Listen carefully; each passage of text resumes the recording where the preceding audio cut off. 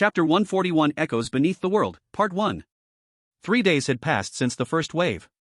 On the surface, life in Haven looked unchanged. Farmers still worked the fields. Children still laughed through the academy corridors. The blacksmith's hammer still rang throughout the settlement. Yet, everyone felt it. Genesis had become different. Not dangerous. Not peaceful.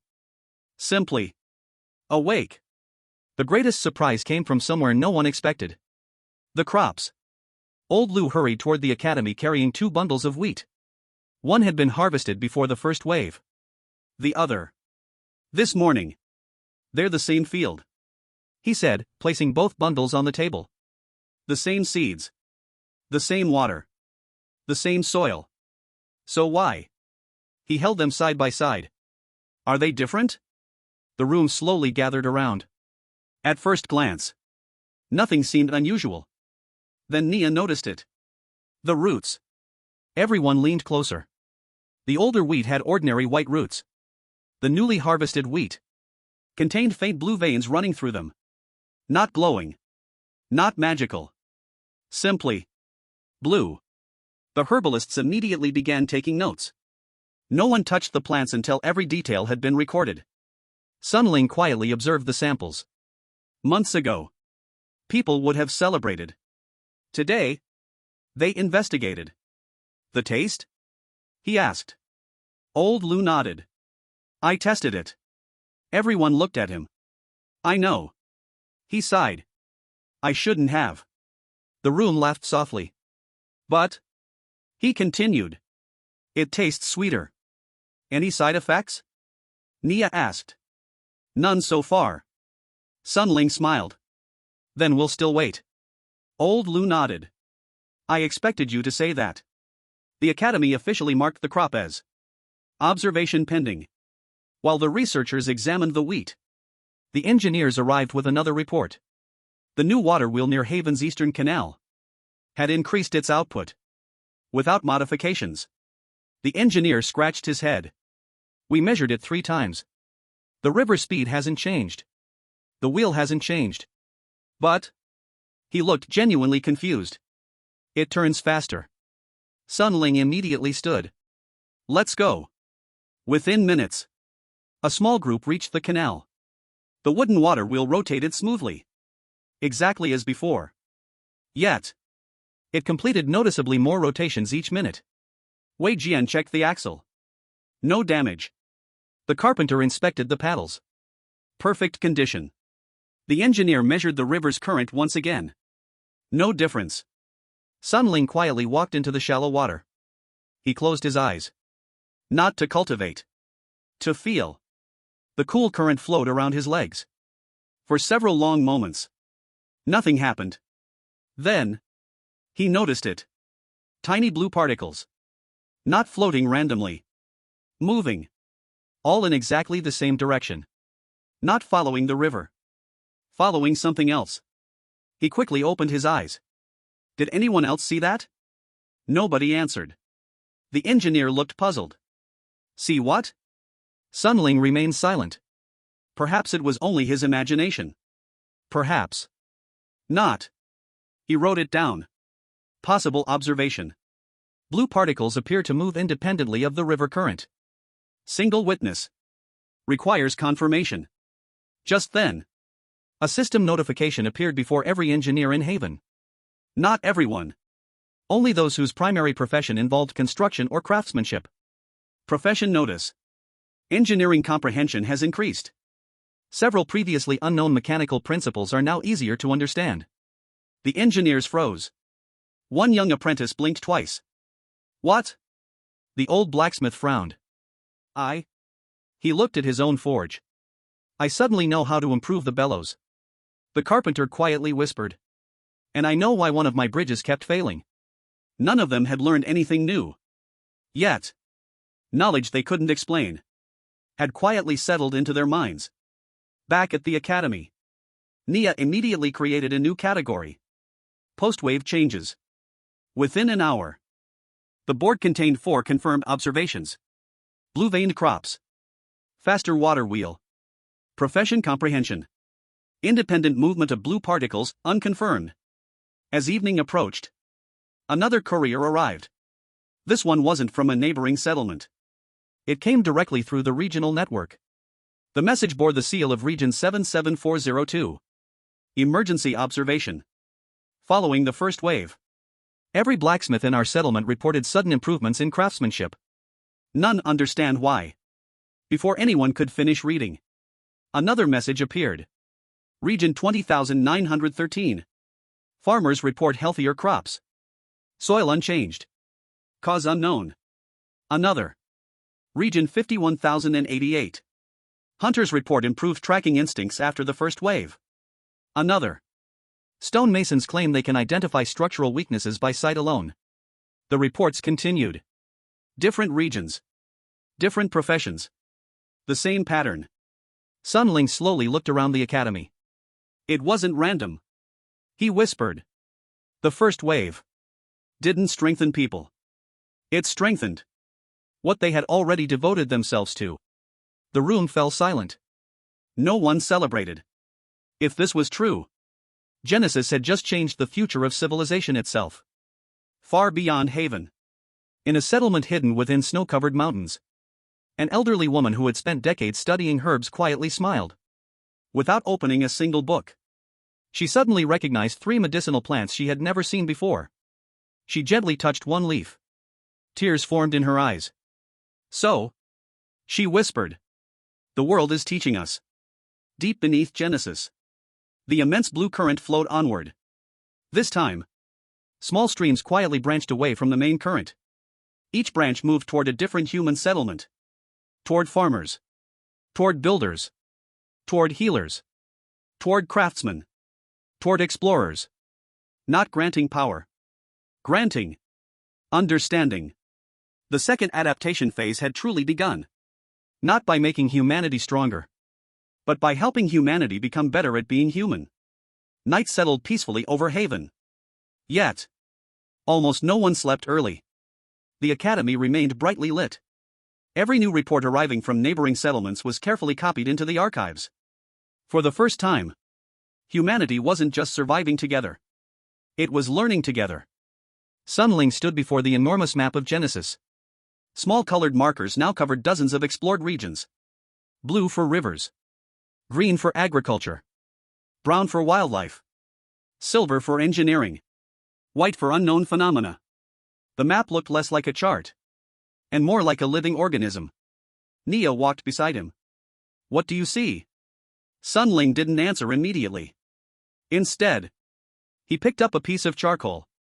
He drew several circles. One around Haven. Another around the mountain settlements. Another across the western plains.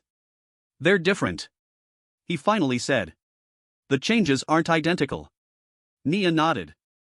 Builders become better builders. Farmers become better farmers. Hunters become better hunters. It isn't giving everyone the same gift. It's... She paused. Encouraging specialization. The room became thoughtful. If Genesis rewarded people for mastering their own paths, then civilization itself might naturally divide into professions. The blacksmith suddenly laughed. So, I don't need to become a cultivator to become valuable.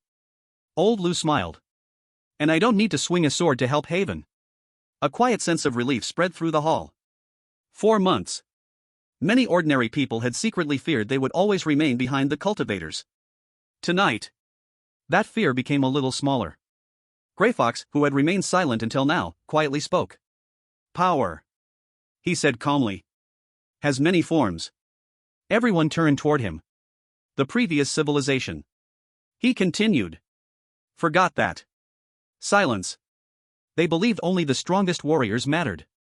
They were wrong. No one interrupted. The greatest engineer saved more lives than 100 soldiers. The greatest healer preserved more knowledge than 1,000 libraries. The greatest farmer. A faint smile crossed his face. Fed them all. For once. Greyfox's words carried warmth instead of mystery. Ling quietly looked around the room. The blacksmith. Old Lou. The teachers. The children. The hunters. Everyone. For perhaps the first time, He truly understood what Haven was becoming. Not a settlement. A civilization. The following morning, the Academy announced a new project. Not an expedition. Not an experiment. A census. Every citizen of Haven would record their primary profession, their secondary skills, their interests, their recent observations after the first wave. Some found the request strange. Others became excited. Children proudly wrote, "Student." One little girl added beneath it, "Future Explorer." Another wrote, "Mushroom Collector." The Academy accepted every answer. By afternoon, patterns began appearing. The system's changes weren't random. People who had devoted months to a craft experienced the greatest improvements. Those who constantly changed occupations experienced almost none. Wei Jian quietly summarized the findings. "It rewards commitment." Sun Ling nodded. "Not talent. Dedication." Those words spread throughout Haven surprisingly quickly. Instead of chasing whatever seemed strongest, people began asking themselves a different question. What am I best at? That simple question quietly changed the atmosphere of the settlement. Late that evening, Sun Ling walked alone beside the eastern river. His cultivation had not advanced for several weeks. Not because he had become lazy. Because his attention had been elsewhere. He sat beneath the old willow tree, closed his eyes, and began cultivating. The flow of energy felt familiar. Steady. Calm. Until something changed. Instead of gathering only around his body, the surrounding blue particles slowly approached him. Not rapidly. Not forcefully. Like leaves drifting toward a quiet pond. His adaptive body reacted immediately. The strange warmth entered his meridians. Unlike before, there was no pain. Only pressure. A comfortable pressure. As though his body were stretching after a long sleep. His breathing naturally slowed. One cycle. Then another. His heartbeat became perfectly steady. Without forcing a breakthrough. Without consuming treasures. Without fighting monsters. His cultivation quietly advanced. A soft blue notification appeared. Visible only to him. Adaptive body. Environmental adaptation complete. Your body has begun synchronizing with Genesis' natural rhythm. Cultivation efficiency increased. Current stage, body tempering layer 6 peak layer 6. Requirement for layer 7, harmonize with one natural phenomenon through direct understanding rather than force. Sun Ling slowly opened his eyes. He wasn't disappointed. He smiled. There was no command to kill. No demand to collect rare treasures. No impossible mission. Genesis had given him a lesson to understand before becoming stronger. He looked toward the gently flowing river. Months ago, he would have tried forcing a breakthrough. Now, he understood. Power gained without understanding would never be complete.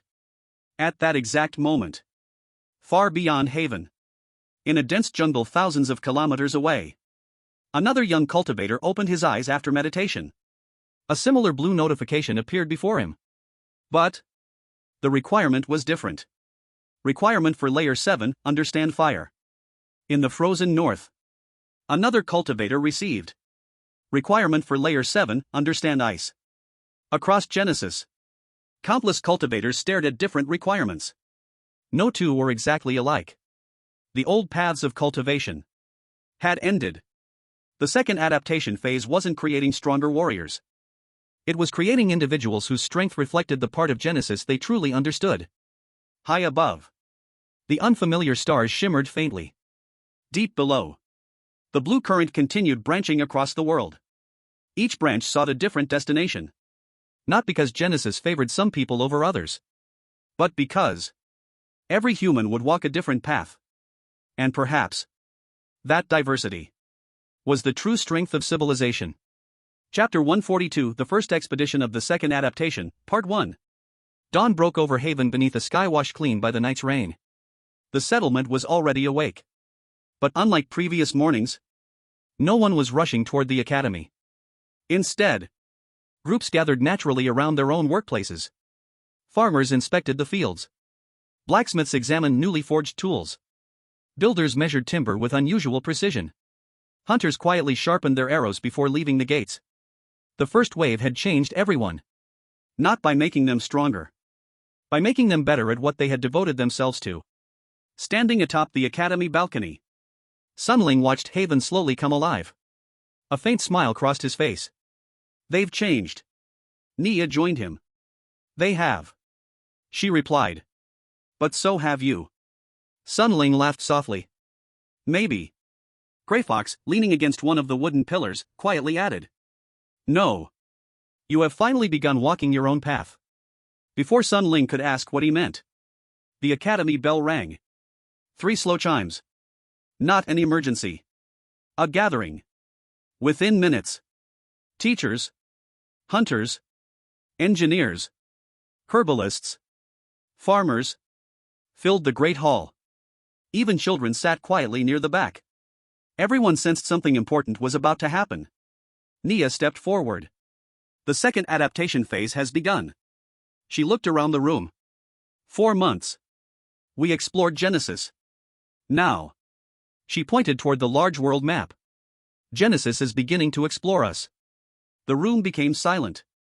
Ling unfolded a fresh parchment. Across the top he had written. The first expedition of the second adaptation. Objective. Observe how Genesis has changed after the first wave. Not only nature, but humanity itself. The mission would be different from every expedition before it.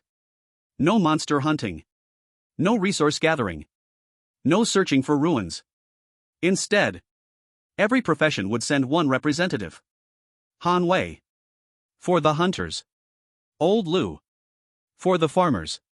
Wei Jian. For geology. Mira. For environmental observation. The old blacksmith. For engineering. Nia. For documentation. And Ling. Not as leader. As observer. One child raised his hand. Teacher. If everyone has become better, how do we know it's real? The room smiled. Ling answered. Because. We'll measure it. Several simple experiments had already been prepared. Could the blacksmith forge identical tools faster? Could old Lu identify healthier crops without digging them up? Could Han Wei notice hidden animal trails sooner? Could Wei Jian predict unstable cliffs before climbing them? Could Mira hear changes in wildlife behavior earlier than before? No guesses. Only comparisons. The academy had truly become a place of science. By mid-morning, the expedition departed Haven. Unlike earlier journeys, each member carried equipment related to their own profession. The blacksmith carried measuring calipers and metal samples. Old Lu carried seed pouches and soil jars. Wei Jian brought geological hammers and crystal lenses. Mira carried listening cones and journals. Han Wei carried only his bow. And years of experience. The destination wasn't far. A forest approximately 2 hours east of Haven. One that had been explored several times before. Perfect. If something had changed, they would notice it. As they entered the familiar woods, Han Wei suddenly stopped. Left, he said calmly. Everyone looked confused. What? Han Wei pointed toward dense bushes. A rabbit passed here. The engineer looked around. I don't see anything. Han Wei smiled. You don't. He knelt beside the bushes, carefully parting the leaves. Beneath them, tiny footprints crossed the damp soil. Fresh. No more than a few minutes old. Old Lu blinked. You noticed that? From over 20 meters away? Han Wei looked just as surprised. He hesitated. I don't remember seeing that well before. Nia quietly wrote. Hunter perception measurably improved. The group continued deeper into the forest. Soon, Old Lu stopped. This tree, he said. It'll die before winter. The others examined it. Its leaves appeared healthy. Its trunk looked strong. Nothing seemed wrong. How do you know? Wei Jian asked. Old Lu gently touched the bark, then pointed toward tiny blue veins spreading beneath it. The roots, he whispered. They're competing with another tree underground. Nobody could see the roots. 3 hours later, while following the stream, they found the fallen tree. Exactly where old Lu had predicted. Its roots had twisted together with another massive tree beneath the earth. Even old Lu stared in disbelief. "I've farmed all my life," he murmured. "But I never understood trees this clearly." Ling smiled. Genesis wasn't giving people knowledge. It was helping them notice what had always been there. Further ahead, Wei Jian suddenly raised his hand. "Don't step there." Everyone stopped instantly. He pointed toward an ordinary patch of grass. "The ground is hollow." Han Wei tested it carefully using a long branch. The earth collapsed, revealing a deep sinkhole hidden beneath moss and roots. Silence. The expedition members slowly looked at one another. None of these abilities were supernatural. Each represented the highest form of experience. As the afternoon sun climbed higher, Mira suddenly lowered her listening cone. "Something's wrong." The forest sounded normal. Birds, wind, leaves. Yet, very faintly, from somewhere deep beneath the ground, came a slow, rhythmic pulse. Not loud enough to hear naturally. Only through the cone. Thumb, thumb, thumb. Exactly 27 seconds apart. Ling slowly looked toward Grey Fox. The old man had quietly stopped walking. For the first time that day, his expression became completely serious. He whispered only 3 words. "It's getting closer." The rhythmic pulse continued beneath their feet. Steady. Patient. As though something deep within Genesis had begun counting down. No one spoke. The rhythmic pulse continued beneath the forest floor. Thumb. 27 seconds. Thumb. Another 27. Not louder. Not weaker. Perfectly consistent. Mira slowly lowered the listening cone. Her breathing had become shallow. "Everyone," she whispered. "Listen." One by one, the expedition members placed their ears against the wooden cone. Most heard nothing at first. Only the ordinary sounds of the forest. Then, a faint vibration. Not a sound carried through the air. A resonance carried through the earth itself. Thumb. Wei Jian instinctively knelt and pressed one hand against the soil. The ground wasn't shaking. Yet, he could feel something. A tiny vibration. Passing through the rock beneath his fingertips. "It isn't coming from here," he said quietly. "It's traveling through the ground." Ling immediately looked toward the surrounding trees. None of them reacted. Birds continued singing. The wind still moved gently through the leaves. Nothing appeared disturbed. "Interesting," he murmured. "If the animals aren't afraid, then perhaps this isn't danger." Grey Fox didn't answer. His eyes remained fixed on the earth. Han Wei noticed his expression. "You know this." Grey Fox remained silent. Finally, he nodded. "I know what it reminds me of." The room, or rather, the forest, became very still. "What is it?" Ling asked. Grey Fox slowly exhaled. "When I first arrived in Genesis, I heard the same rhythm." Everyone froze. "Before?" Nia asked. "The previous civilization?" Grey Fox nodded once. "It began quietly. Almost no one noticed. Those who did thought it was simply another mystery." His gaze drifted toward the distant mountains. They were wrong. Before anyone could ask another question, Han Wei suddenly raised one hand. Movement. The hunters immediately became alert. Not with panic.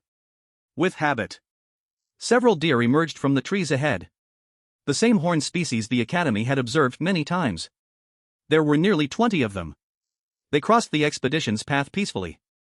Then, without warning, every deer stopped. The entire herd slowly turned. Not toward the humans. Not toward the forest. Toward the ground beneath them. Silence. One by one, each deer lowered its head. Not bowing. Listening. The rhythmic pulse continued. Thumb. For nearly half a minute, the deer remained perfectly motionless.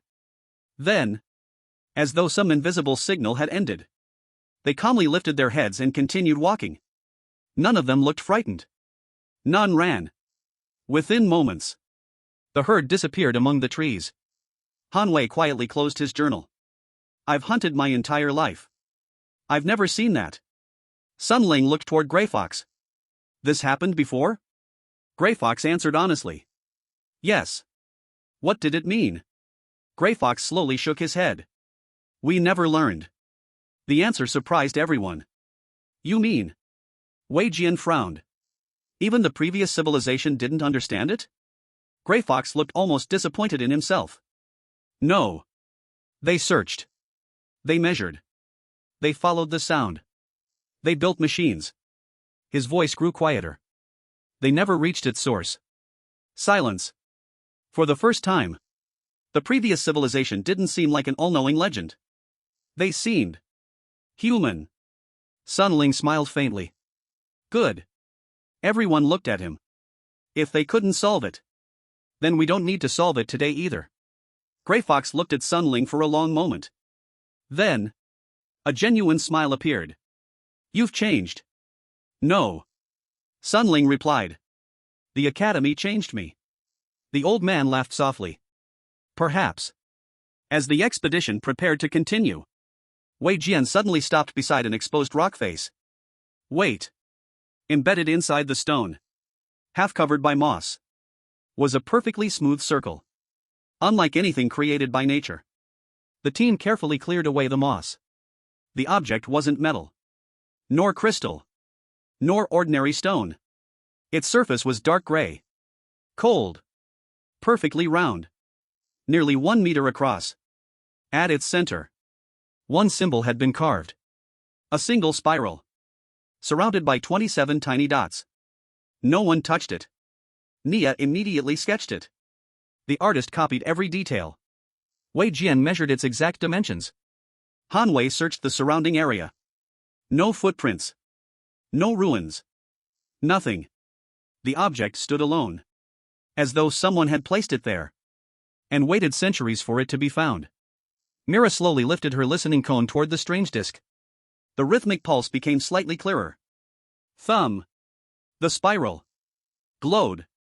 Only for an instant. A faint blue light traced its carved lines. Then, it vanished. Nobody moved. Sun Ling quietly opened his journal. Instead of writing immediately, he simply looked at the strange monument. Then, he smiled. We're not looking for monsters anymore, he said softly. We're reading the diary of an entire world. The others looked toward the silent stone. For the first time, that description felt accurate. Genesis wasn't merely a place to survive. It was a civilization. Older than memory itself. As dusk settled over the forest, the expedition carefully marked the location. No excavation. No dismantling. No reckless curiosity. Only observation. The Academy's greatest lesson had become instinct. Far beneath the spiral monument, hidden kilometers below the surface, the immense blue current split once again. One branch gently brushed against the ancient disk. The spiral responded with a faint pulse. Then, the signal continued onward through countless forgotten pathways beneath Genesis. As if some ancient network had quietly confirmed. Humanity has found another marker. Not enough to awaken the past, but enough to remember where to look next. Chapter 143, The 27th Marker, Part 1. The forest remained silent.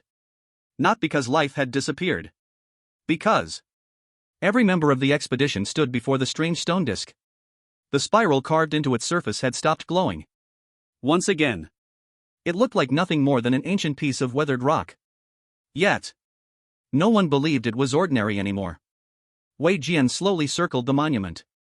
He measured its height. 1 meter. Its diameter. Exactly 1 meter. Its thickness. Nearly 20 centimeters. There wasn't a single crack. Not even after countless years beneath rain, wind, and roots. The material, he whispered, is unlike anything I've studied. The blacksmith gently knocked on it with the wooden handle of his hammer. Talk. A clear sound echoed. Nothing unusual. He struck it again. Talk. The same sound. Wei Jian frowned. It isn't hollow. But he placed his ear against the stone. It isn't solid either. Nobody understood what he meant. Neither did he. Nia immediately wrote another note. Material properties currently unknown. The Academy had learned long ago. Not understanding something wasn't failure. Pretending to understand was. Ling slowly walked around the monument. His eyes weren't on the spiral. They were on the ground surrounding it. The soil. The grass. The roots. Everything looked untouched. No footprints. Hanwei observed. No animal trails. No nests. No claw marks. The place felt strangely respected. Not avoided. Not feared. Simply undisturbed. Mira quietly lifted her listening cone once more. She listened to the monument. Then the surrounding trees. Then the earth. The pulse. She whispered. Is weaker now. Exactly as she spoke. Another rhythm reached the cone. Not beneath the ground. Above it. A soft flutter. Everyone instinctively looked upward. A flock of brilliant white birds circled above the clearing. None of the explorers had seen this species before. Their feathers shimmered faintly beneath the afternoon sunlight. Their wings were longer than ordinary forest birds. Graceful. Almost elegant. The birds completed one circle around the clearing. Then another. 27 birds. Wei Jian quietly counted them twice. The number never changed. They're not hunting. Han Wei murmured. They're watching. None of the birds landed.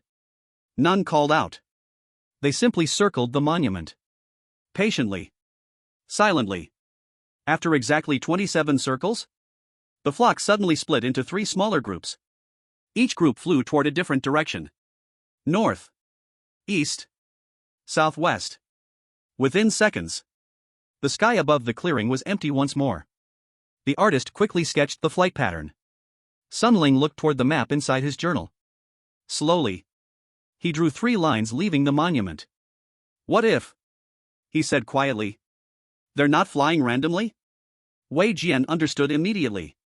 They could be following something. The blue current? Nia suggested. No. Ling replied. They don't know what the blue current is. They only know. He looked toward the empty sky. Where they're supposed to go.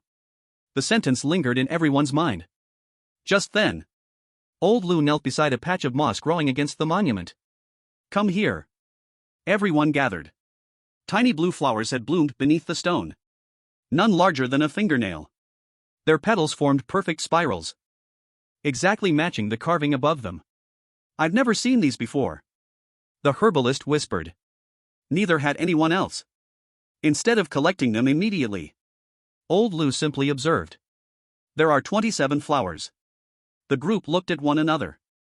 Again. 27. The pattern had become impossible to ignore. Ling slowly wrote another question into his journal. Why 27? Days? Markers? Paths? Or something humanity still doesn't understand? The afternoon slowly faded. The expedition prepared to leave. Just as Han Wei rolled up the map, a young deer stepped into the clearing. The same species they had observed near Area 17. It didn't approach the humans. It walked calmly toward the monument. Lowered its head. Touched the spiral gently with its nose. Then walked away. No hesitation. No fear. As though it had performed that act many times before. No one followed it.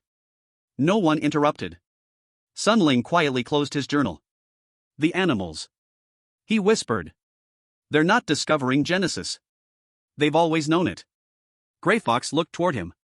For the first time that day, he nodded without adding another mystery. Yes. He answered. They simply never forgot. The evening sun cast long shadows across the clearing. The strange monument stood silently among the ancient trees. Patient. Waiting. Not for humanity to become stronger, but to become wise enough to ask the questions it had been answering all along. The young deer disappeared quietly into the forest. No one followed. For several long moments, The expedition remained perfectly still. Not because they expected another miracle. Because they had just witnessed behavior that no one could explain. Hanwei finally broke the silence.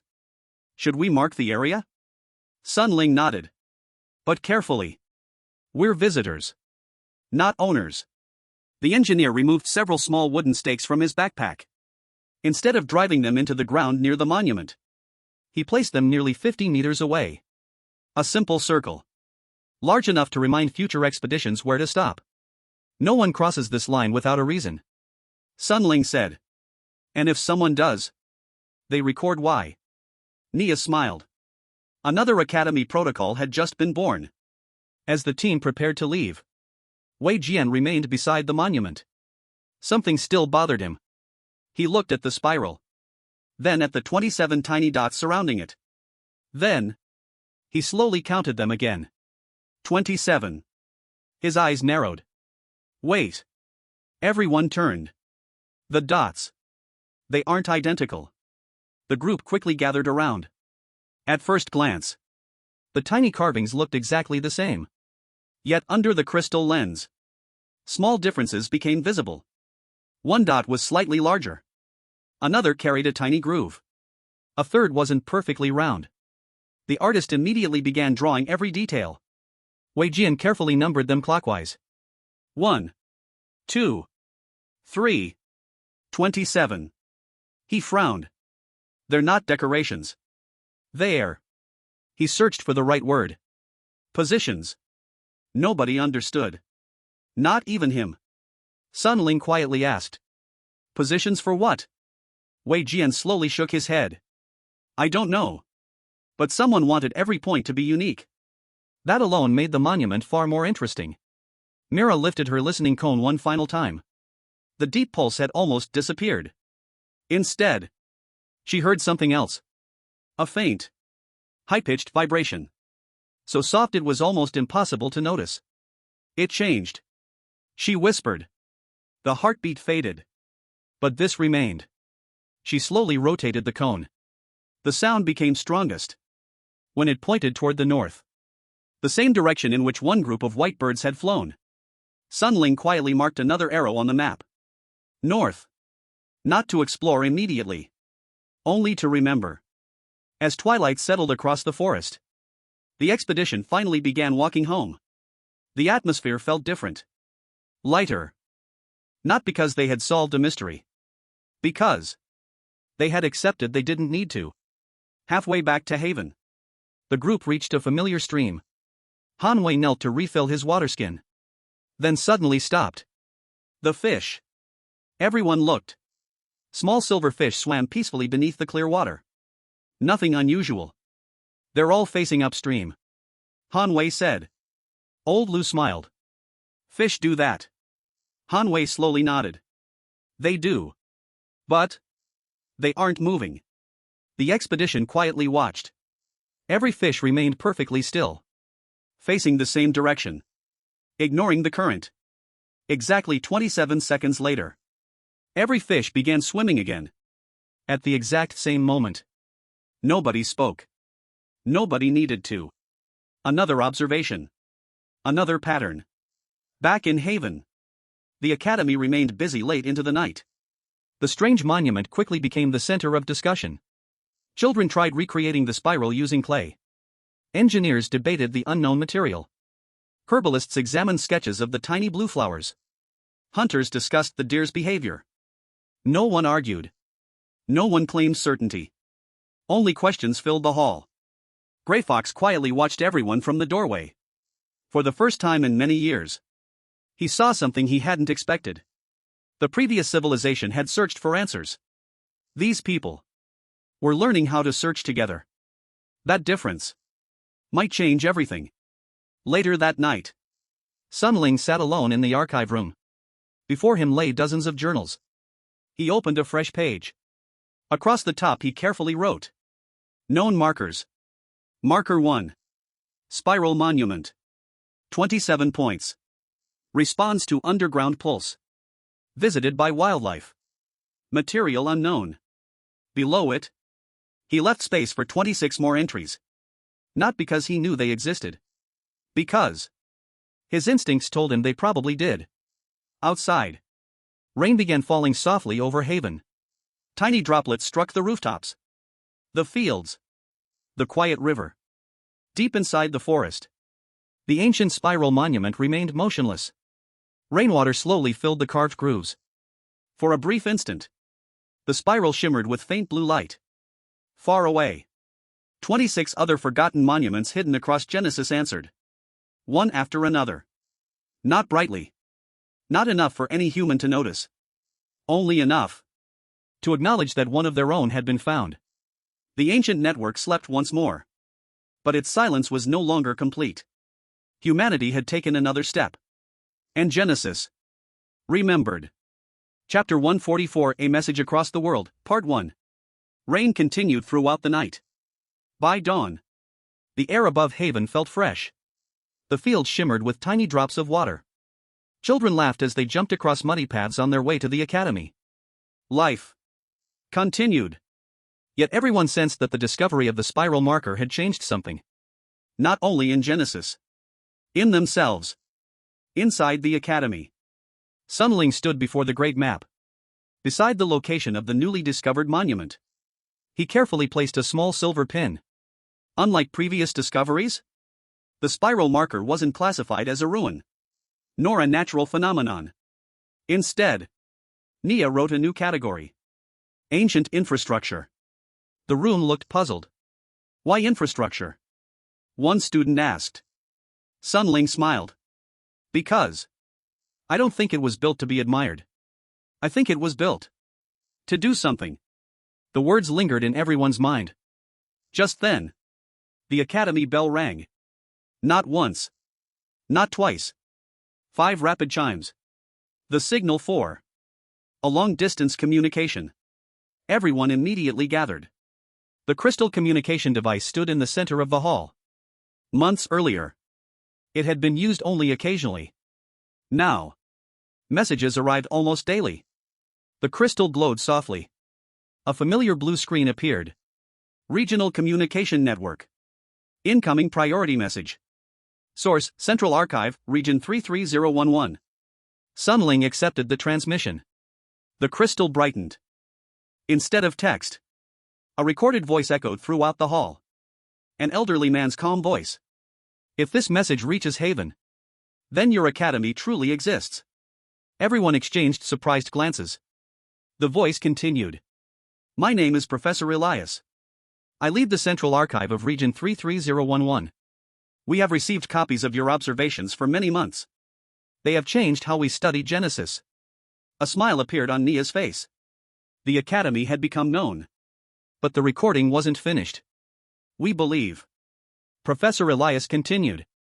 We have discovered something that belongs to all humanity. The hall became silent. 43 days ago, our expedition discovered a monument matching the description of your spiral marker. Wei Jian immediately stepped closer. It wasn't alone. Everyone froze. The professor's voice remained calm. 26 identical monuments surround a much larger structure. The room erupted into whispers. 26. Exactly the number Ling had predicted. The whispers stopped immediately. Professor Elias continued. We have not entered the central structure. Not because we feared it. Because we agreed with Haven.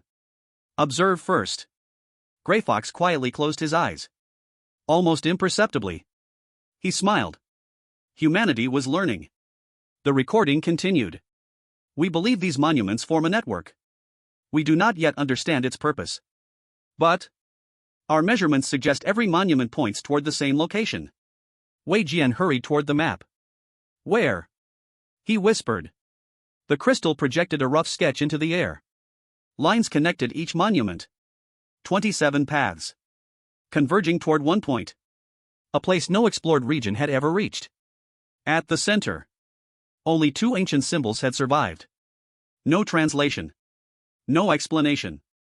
Only a name. Origin. Silence filled the academy.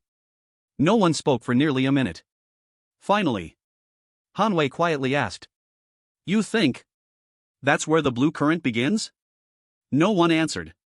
Because no one knew. The recording ended with one final sentence. If Haven is willing, let us search together. The crystal dimmed. For several moments, the hall remained completely still. Then, children began cheering. Builders smiled. Teachers laughed.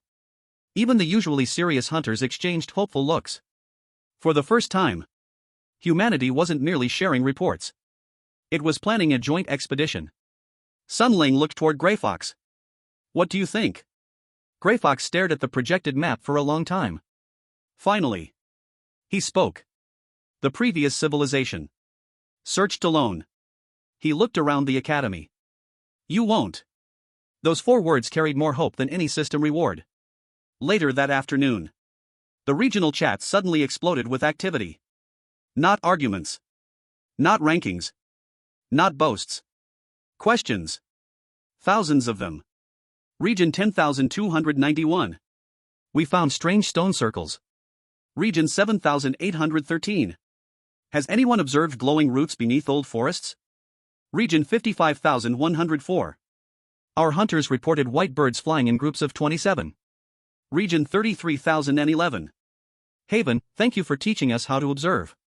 The messages kept arriving. 4 hours. The global network no longer resembled desperate survivors.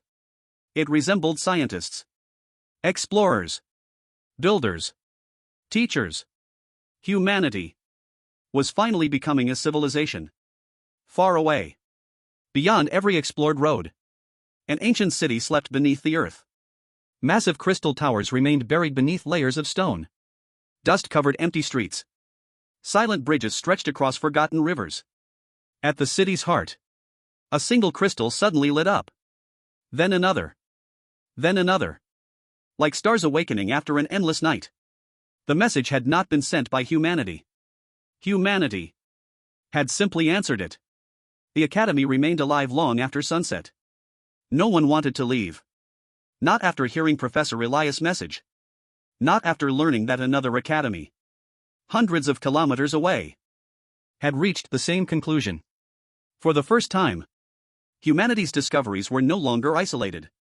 They were beginning to connect. Nia stood before the great map.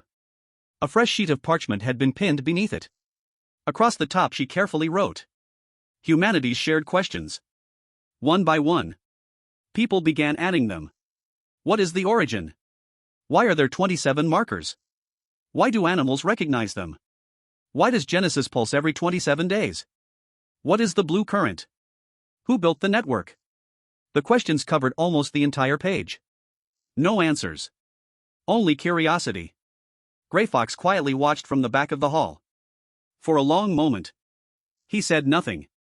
Then, very softly, he spoke. Good. Everyone turned toward him. The previous civilization, he said calmly, filled their walls with answers. He looked toward the growing list. You filled yours with questions. A faint smile appeared on Nia's face. Is that better? Grey Fox nodded. Questions leave room for truth. The room became strangely peaceful. Just then, the communication crystal shimmered once more.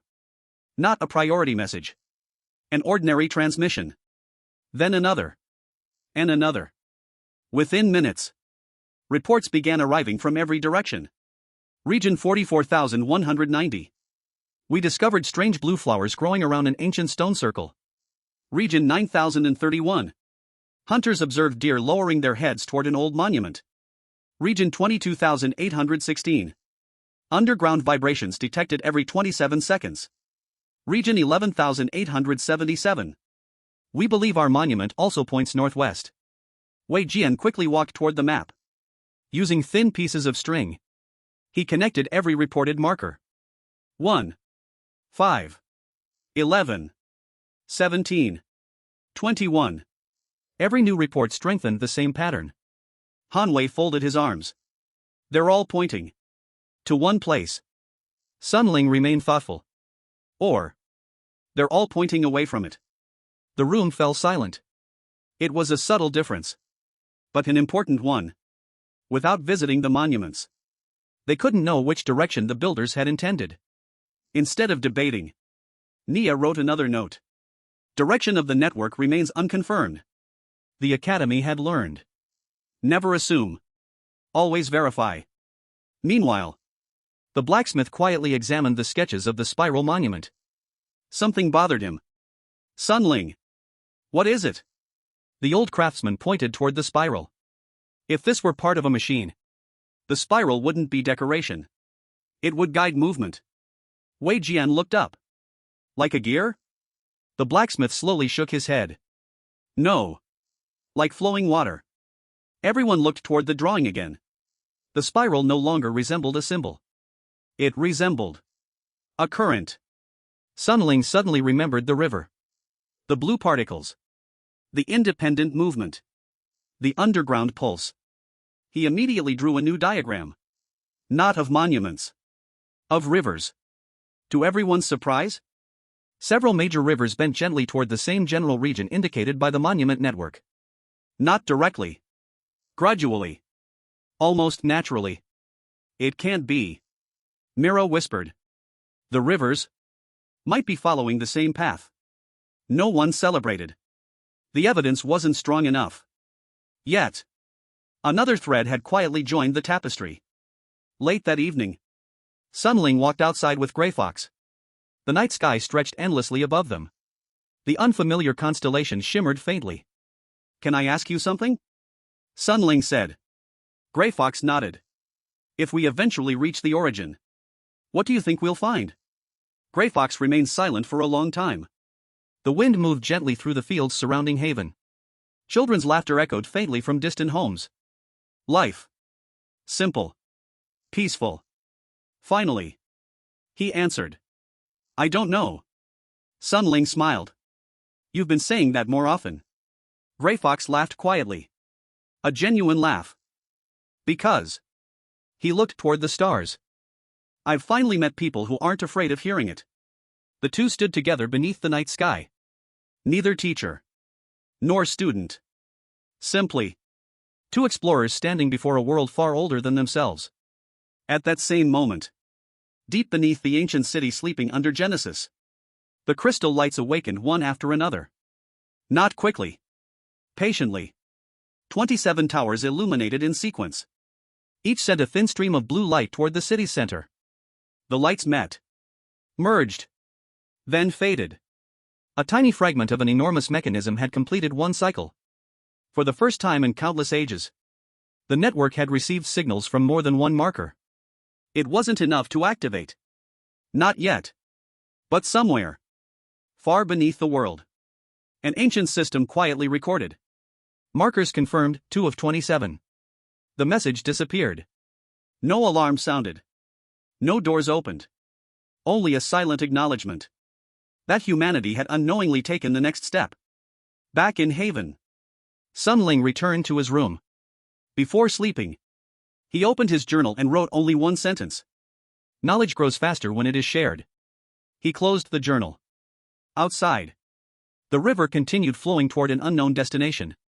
And somewhere beyond every explored horizon, 25 more forgotten markers waited for humanity to find them. The workshop remained brightly lit long after sunset. Unlike the Academy, there were no shelves of journals here. Only timber, stone, iron, ropes, half-finished tools, and the steady rhythm of craftsmen at work. For years, this had been a place where people built what they already understood. Tonight, it became a place where people tried building what they had only begun to imagine. The old blacksmith stood before a large wooden table. Spread across it were dozens of sketches. Some showed improved plows. Others stronger bridges. Several depicted unfamiliar gears and pulleys. He quietly shook his head. Too complicated. One by one, he pushed the drawings aside. Sun Ling watched silently. You've rejected almost everything. The old man smiled. Because we're thinking like craftsmen. And we should think like. Sun Ling asked. The blacksmith looked toward the academy. Teachers. The answer surprised everyone. A good tool. He continued. Shouldn't only solve today's problem. It should teach people how to solve tomorrow's. Silence filled the workshop. Even Grey Fox, standing quietly near the doorway, looked at the old craftsman with interest. The engineer slowly spread another sheet of parchment across the table. Instead of drawing a machine, he drew Haven. The farms. The workshops. The river. The academy. The watchtowers. The roads. What does Haven need most? He asked. Suggestions immediately filled the room. More houses. Better roads. Larger fields. More wells. Stronger walls. The old blacksmith listened patiently. Then, he drew a single line from the river to the center of the settlement. Water. The room became quiet. We walk hundreds of times each day carrying water. Farmers. Builders. Children. Healers. If the water traveled instead of the people, how much time would Haven save? Sun Ling's eyes widened slightly. An irrigation system. Not just for farms. For the entire settlement. Wei Jian immediately began calculating the slope. The ground naturally descends. The river is higher than the eastern district. It might actually work. Old Lu smiled. It would double the farmland we can irrigate. The herbalists nodded. And keep medicinal gardens alive during dry weeks. The blacksmith folded his arms. We've spent months becoming better craftsmen. It's time. Our work begins making everyone else's work easier. Sun Ling quietly wrote one sentence. Engineering multiplies the strength of an entire civilization. The discussion continued late into the night. Not about weapons. Not about stronger armor. About ordinary life. Bridges that could be repaired faster. Storage houses that stayed cooler in summer. Wind-driven grain mills. Rain collection systems. Stone-lined canals. Every idea made Haven slightly stronger. Not through combat. Through cooperation. Meanwhile, inside the academy, the first results of the professional census were complete. Nia carefully pinned them to the board. Haven Profession Census. Population growth, stable. Primary professions. Farmers, 31%. Builders and engineers, 18%. Hunters, 16%. Herbalists, 11%. Teachers and researchers, 9%. Blacksmiths and craftsmen, 8%. Others, 7%. Below it, she added another page. Observation. No profession is capable of sustaining Haven alone. Civilization depends upon cooperation. Children gathered around the board. One little boy frowned. So, being a farmer is just as important as being a hunter? Old Lu happened to overhear him. Before he could answer, Han Wei walked over. If farmers stop working, he smiled, I'll have nothing to eat. The little boy laughed. And if hunters stop working? Old Lu grinned. Then I'll become dinner. The academy erupted into laughter. The lesson had become wonderfully simple. Everyone mattered. Late that evening, Sun Ling finally returned to the river. He sat beneath the old willow tree where he had cultivated countless times before. Only this time, he wasn't cultivating. He was thinking. His journal rested upon his knees. Instead of recording observations, he drew. Simple canals. Water wheels. Reservoirs. Bridges. Fields. Homes. The pages slowly filled. Not with inventions. With possibilities. Grey Fox quietly approached from behind. Still working? Sun Ling smiled. I think I've finally understood something. Grey Fox sat beside him. What? Sun Ling looked toward the peaceful lights of Haven. When we first arrived, I wanted to become the strongest. He looked at his sketches. Now, I want Haven to become the strongest. Grey Fox remained silent. A gentle smile slowly appeared on his weathered face. The previous civilization, he said softly, had many powerful people. They forgot that civilizations are stronger than heroes. The word settled deeply within Sun Ling's heart. Far away, in region 33011, Professor Elias stood before his own academy. He had just received Haven's latest engineering sketches. Without hesitation, he pinned them to his own workshop wall. His students looked confused. Professor, these weren't made here. Elias smiled. No. They were made. By our neighbors. The students nodded. Not disappointed. Inspired. For the first time since humanity arrived in Genesis, knowledge itself had begun traveling faster than people. And perhaps that would become civilization's greatest invention. Deep beneath Genesis, the blue current quietly branched once more. Not toward a monument. Not toward a ruin. Toward rivers. Toward settlements. Toward places where people had begun building together. As though the world itself preferred civilizations that chose cooperation over conquest. The second adaptation continued. Not by rewarding the strongest individual, but by quietly strengthening the bonds between humanity itself. Chapter 146, The Forgotten Blueprint, Part 1. The Eastern Workshop became the busiest place in Haven. Only a week had passed since the Academy announced the Builder's Path. Already, the sound of hammers echoed from sunrise until late into the night. Children carried measuring ropes. Farmers transported timber. Hunters returned with straight young trees instead of monster trophies. Everyone had become a builder. Ling walked through the construction site carrying a stack of sketches. None of them were extraordinary. A stronger water channel.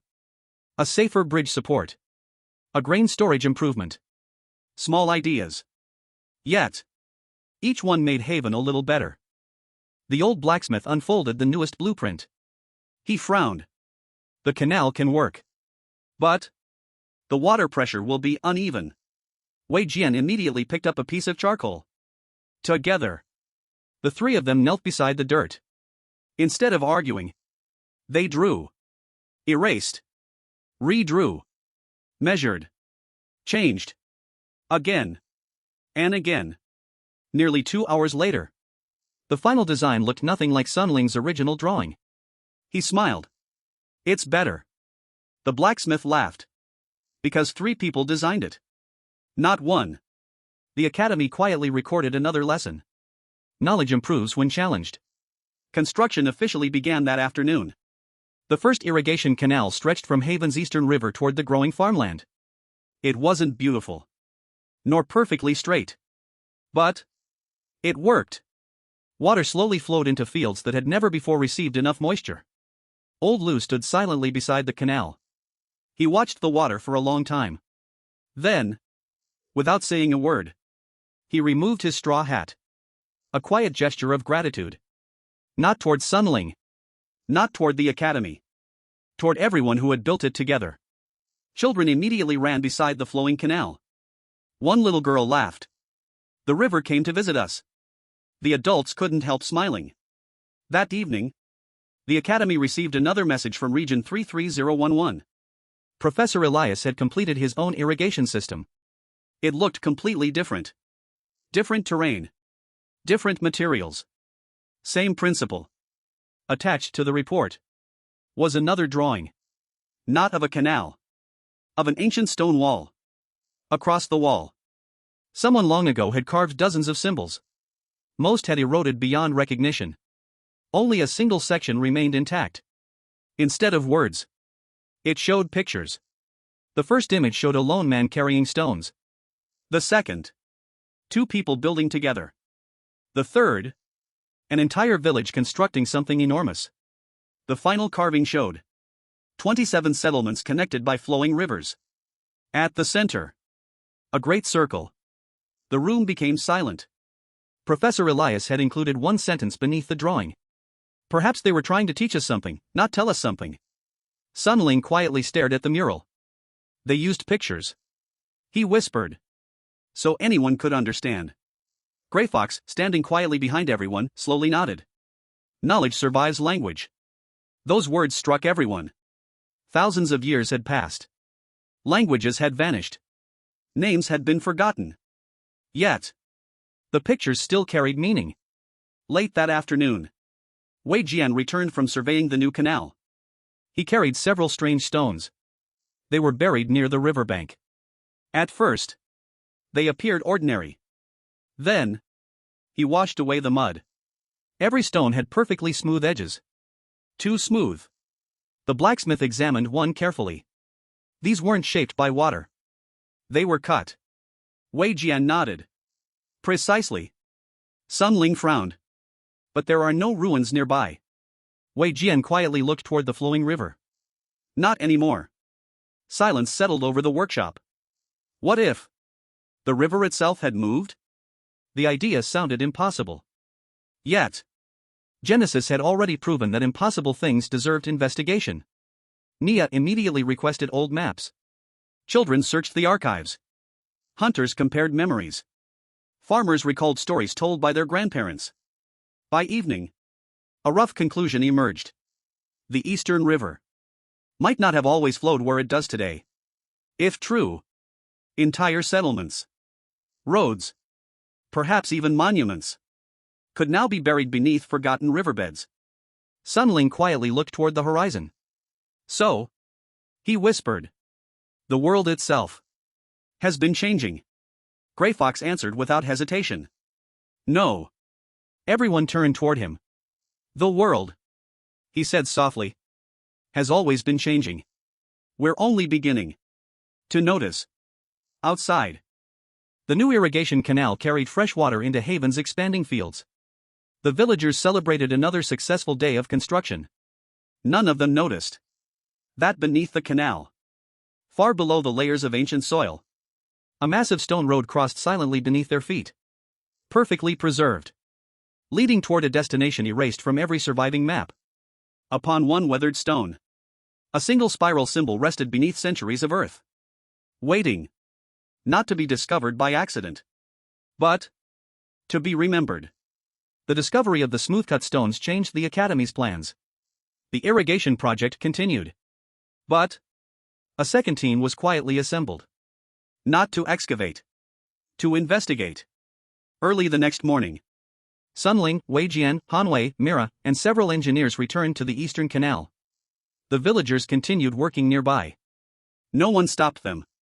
Life in Haven moved forward. The Academy simply walked beside it. Wei Jian knelt where the first stone had been found. He carefully pushed a thin bronze rod into the soil. 1 meter. Nothing. 2 meters. The rod suddenly stopped. Not against rock. Against something flat. He looked toward Sun Ling. I found it. Instead of digging immediately. Sun Ling shook his head. We verify first. 3 more rods were placed into the ground. Each struck the same solid surface. The engineers measured the distances, marked them with rope, compared the angles. An hour later, a rough shape emerged. It's a road, Wei Jian whispered. No. The old blacksmith corrected. It's too wide. The measurements continued. 10 meters. 15. 20. The buried structure stretched farther than anyone expected. Perfectly straight. Its edges never drifted. Nia quietly recorded the dimensions. If this really is a road, it was built for something much larger than Haven. Nobody argued. The afternoon passed in careful work. Finally, Sun Ling approved a small excavation. Only 1 square meter. Nothing more. Farmers helped remove the topsoil. Children carried away loose dirt in woven baskets. The engineers carefully brushed away the remaining earth. As the final layer disappeared, everyone stopped. Beneath them lay perfectly fitted gray stone blocks. Not cracked. Not weathered. Not overgrown by roots. As though the earth itself had protected them. The blacksmith slowly touched the surface. No chisel marks. He whispered. No hammer marks. How did they shape this? Wei Jian ran his fingers across the joints. The gaps between stones were thinner than a sheet of paper. I can't even slide a knife between them. Silence filled the excavation. Sun Ling looked toward the Academy. Months ago, someone would have called this magic. Now, everyone simply accepted one truth. Someone had once possessed engineering beyond their understanding. Just then, Old Lu noticed something unusual. The moss. Everyone looked. Tiny patches of blue moss had begun growing along the exposed stone. It wasn't there this morning, the farmer said quietly. The herbalists carefully observed it. Not glowing. Not spreading rapidly. Simply appearing. Mira lowered her listening cone toward the road. At first, only silence. Then, a faint humming. Not the heartbeat they had heard before. Something softer. Almost like distant voices carried by the wind. She quickly removed the cone. Did anyone else hear that? Nobody had. Instead of writing, voices beneath the road. She carefully wrote. Possible harmonic vibration detected. Single witness. Verification required. The Academy smiled. Another good habit preserved. As sunset approached, the excavation was covered once again. Not hidden. Protected. Wooden fences were built around the site. Warning signs placed nearby. One young builder looked confused. Why cover it again? Ling smiled. Because we're not ready to uncover everything. The boy thought about it. Then nodded. I understand. We'll learn first. That simple answer made Grey Fox smile. Very few people noticed. That evening, Professor Elias contacted Haven once again. This time, not with a discovery. With a request. The Central Archive proposes the first assembly of academies. Representatives from every connected settlement are invited to Haven. Purpose: share discoveries. Compare observations. Establish common research principles. The hall became quiet. Han Wei looked toward Ling. People from other regions. Coming here? Nia's eyes brightened. We've exchanged letters. We've exchanged ideas. But we've never actually met. Grey Fox slowly folded his arms. The previous civilization built cities. Before they built trust. He looked around the academy. Perhaps you'll do it in the opposite order. No one realized how important those words would become. Far beneath the newly discovered road, ancient channels carved into the bedrock slowly filled with faint blue light. The exposed stone above had disturbed nothing. It had merely allowed the buried network to sense the touch of human hands once more. The light flowed silently through forgotten pathways. Across mountains. Beneath rivers. Past sleeping monuments. Toward the hidden city at the center of Genesis. There, one small crystal brightened. Then another. A quiet message spread through the ancient network. Not in words. Not in symbols. Only in recognition. Builders have returned. Back in Haven.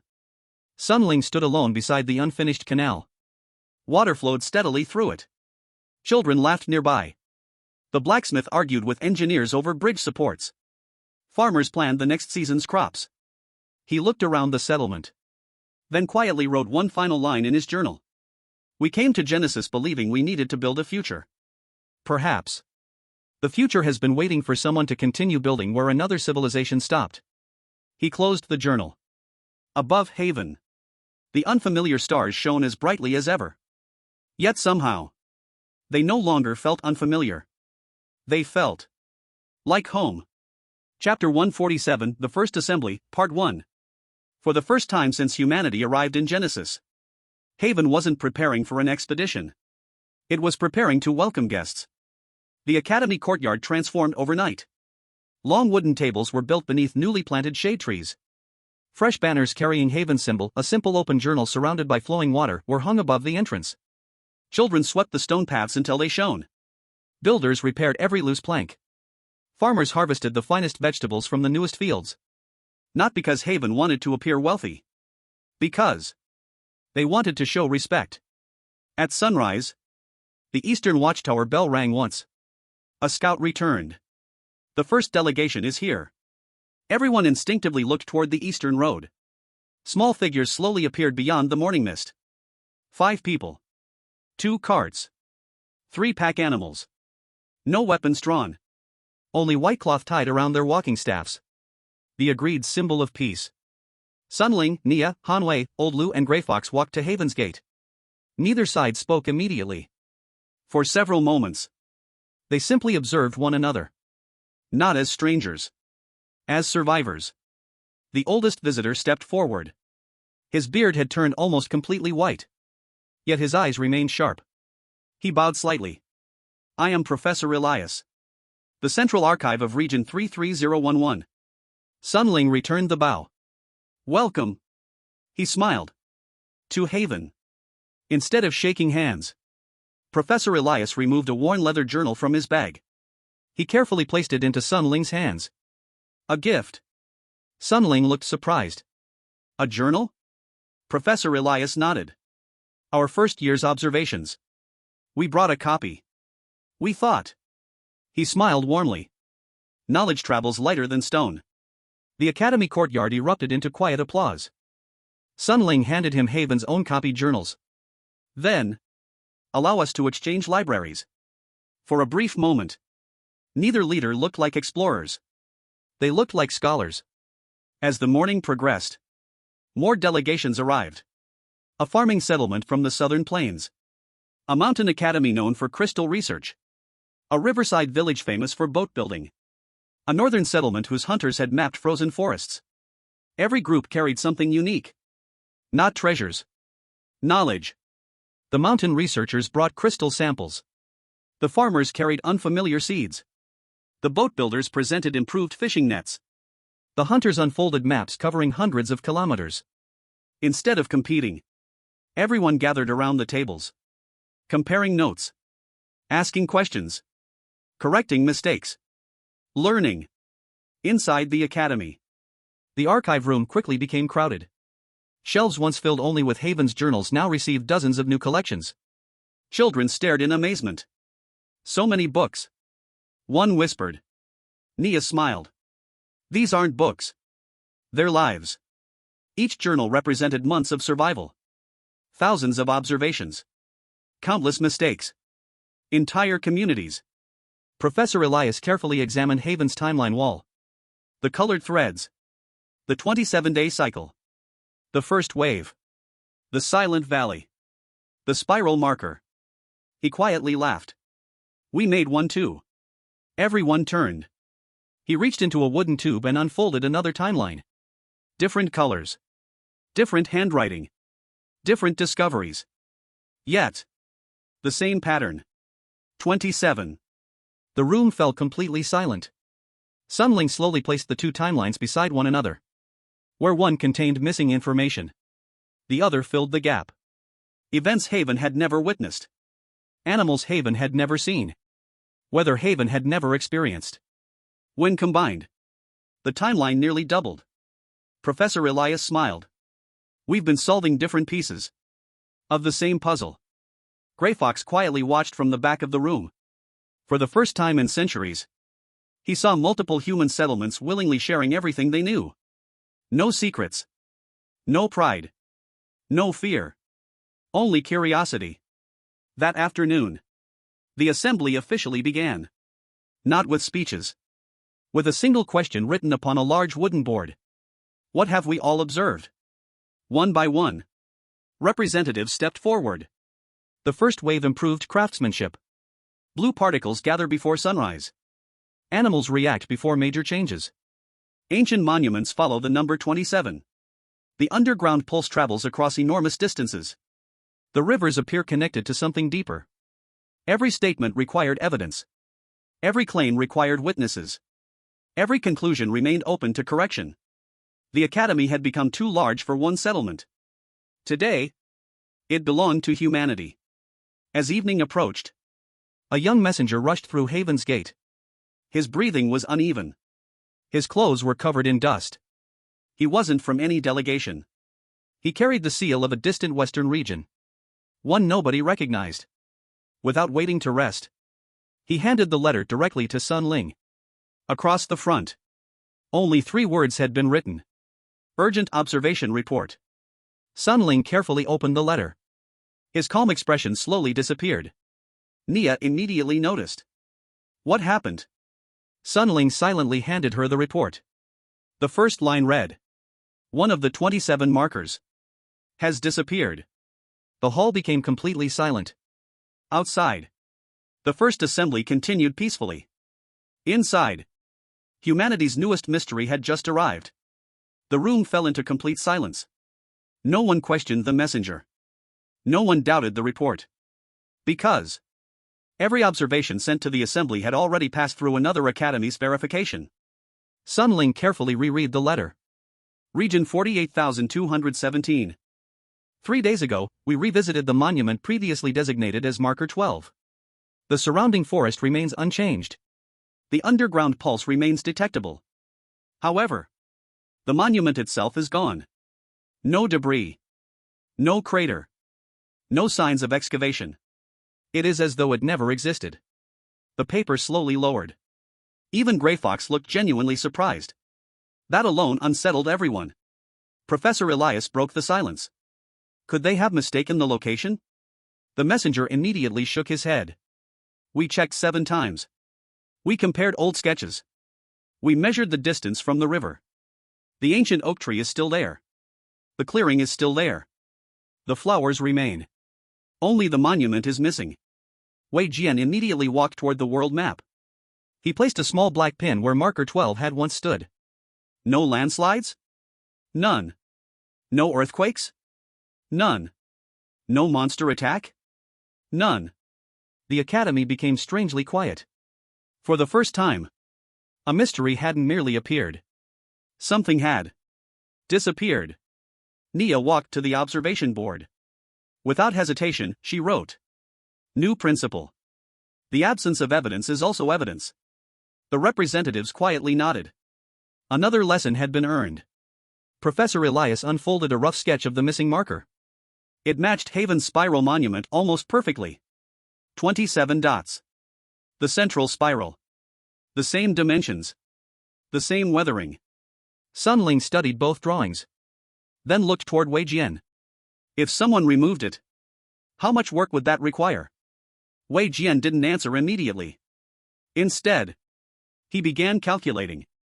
Stone density. Estimated weight. Burial depth. Finally, he looked up. Thousands of people. Or. He paused. Technology beyond ours. The room grew heavier. Just then, one of the younger researchers from the Mountain Academy raised his hand. We observed something similar. Everyone turned. Our monument didn't disappear. But the moss growing around it died overnight. Another representative stood. Our monument's birds never returned. Another. The underground pulse became weaker. The reports continued. Individually, they seemed insignificant. Together, they painted a disturbing picture. The monuments were changing. Not all at once. Not in the same way. But something within the ancient network had begun moving. Grey Fox slowly stepped toward the map. His weathered fingers rested gently upon Haven's marker. For centuries, he whispered. They remained unchanged. He looked toward the missing marker. They've started responding. The words settled over the assembly like a shadow. Ling folded his arms. Responding. To what? Grey Fox slowly looked around the crowded academy. At the exchanged journals. The maps.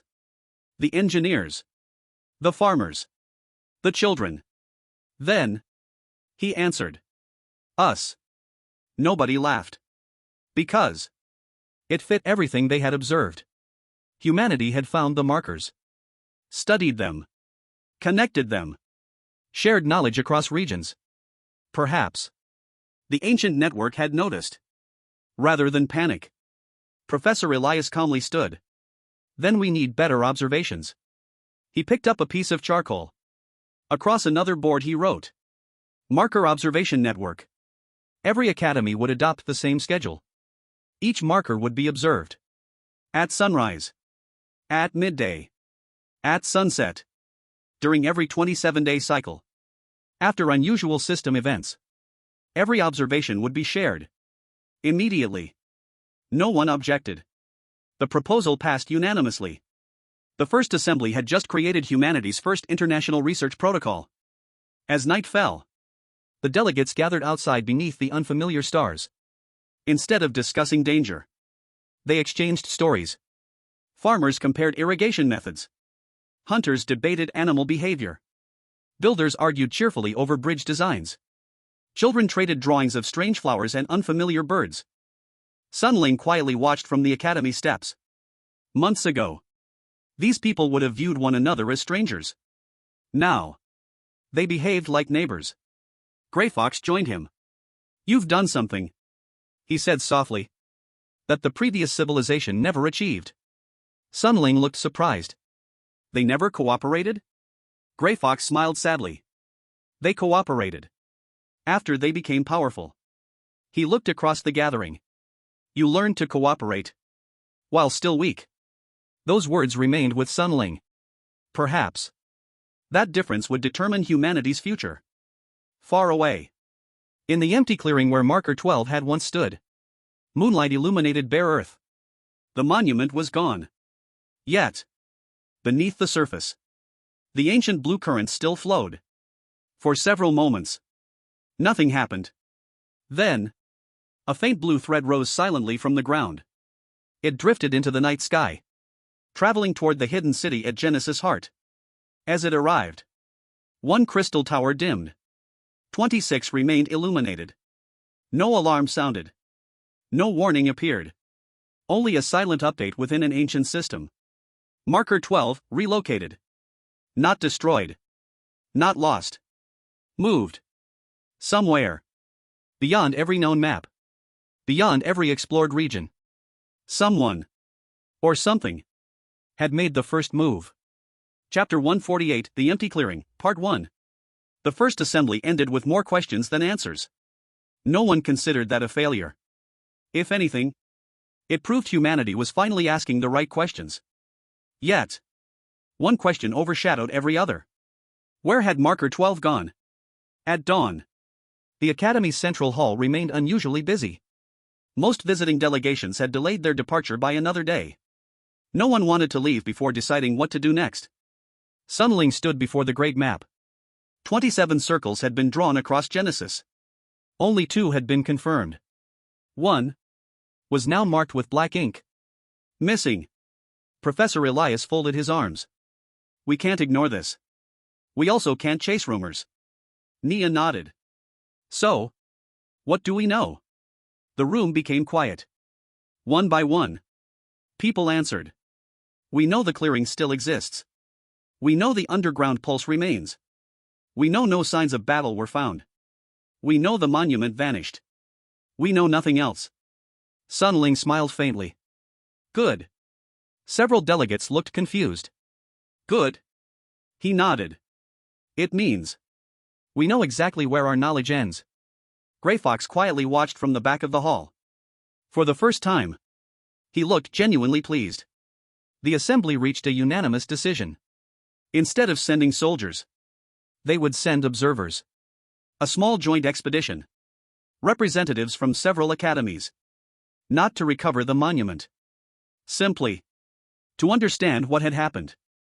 The expedition consisted of Sun Ling, Wei Jian, Han Wei, Professor Elias, Mira, and 2 researchers from the Mountain Academy. By midday, they departed Haven. Unlike previous expeditions, the atmosphere felt different. Not tense. Focused. Everyone understood the mission. Observe. Record. Compare. Nothing more. The journey lasted 2 days. Along the way, the researchers exchanged stories. Professor Elias described floating moss that glowed only during eclipses. The mountain scholars spoke of crystal caves where echoes repeated several minutes later. Han Wei shared Haven's observations about the Silent Valley. Instead of debating whose discoveries were more important, they looked for patterns. Sun Ling quietly realized something. Months ago, every settlement had been surviving alone. Now, every settlement carried a different piece of Genesis. On the morning of the 3rd day, the Western guide suddenly raised his hand. We're here. Everyone stopped. Before them lay a peaceful clearing. Exactly as described. The enormous oak tree still stood proudly near the center. Wildflowers bloomed beneath its branches. Birds sang from the surrounding forest.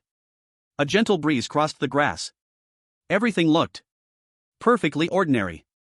Except the monument was gone. The circular patch of bare earth remained. The blue flowers still grew around it. Even the faint spiral-shaped moss could still be seen. Yet, the stone itself had vanished. Wei Jian immediately knelt beside the empty space. He carefully brushed away loose soil. No drag marks. No broken roots. No displaced earth. It wasn't pulled out. The mountain researcher slowly added. It wasn't shattered either. Professor Elias unfolded old sketches. Every measurement matched perfectly. The monument had stood here. There could be no doubt. Mira lifted her listening cone. The familiar underground pulse still echoed through the earth. Thumb. 27 seconds. Thumb. Nothing had changed. Except the marker. Han Wei quietly circled the clearing. His hunter's instincts noticed something unusual. The animals.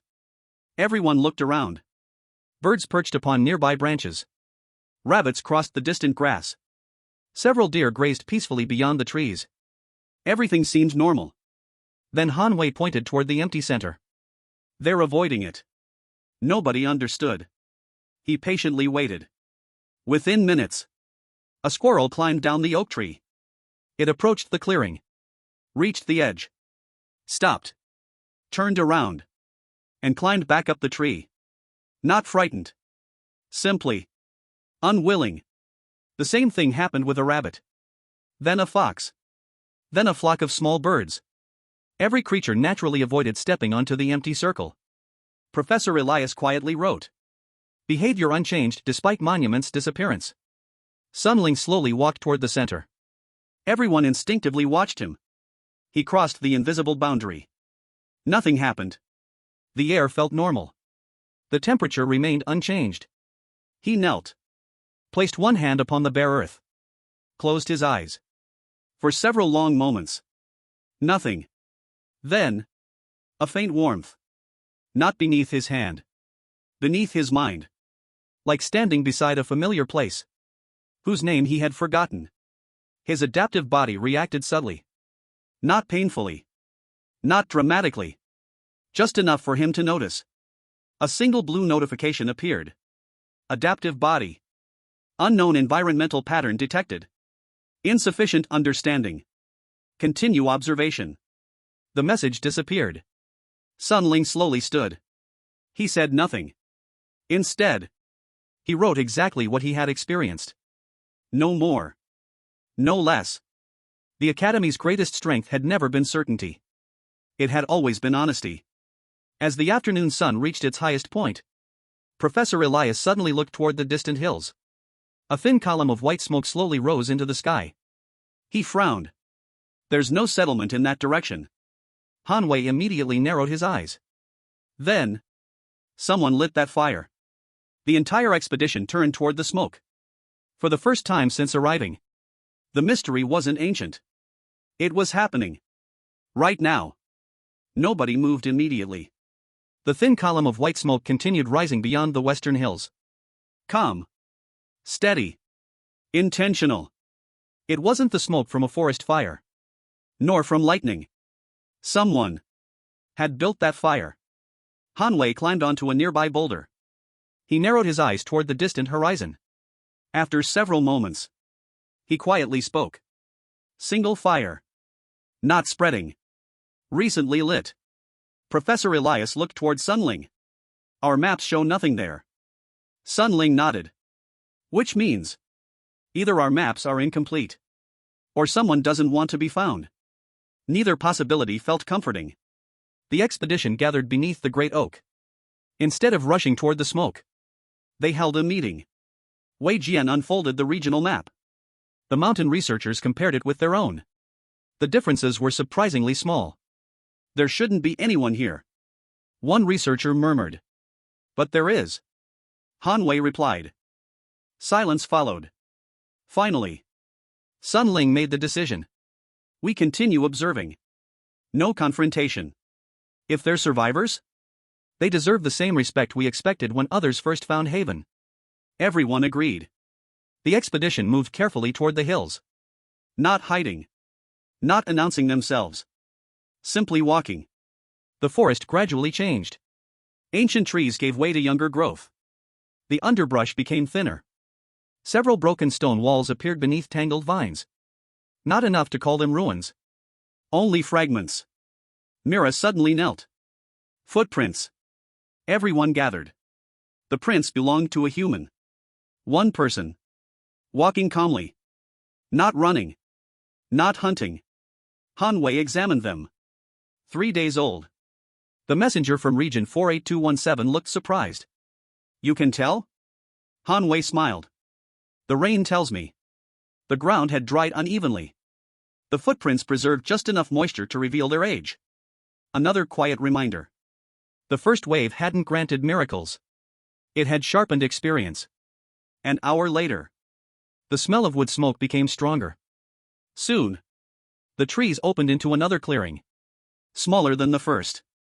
At its center, a simple wooden cabin stood beside a narrow stream. Vegetables grew in neat rows. Bundles of herbs hung drying beneath the roof. A water wheel slowly turned beside the stream. Everyone stopped. This, Professor Elias whispered, was built recently.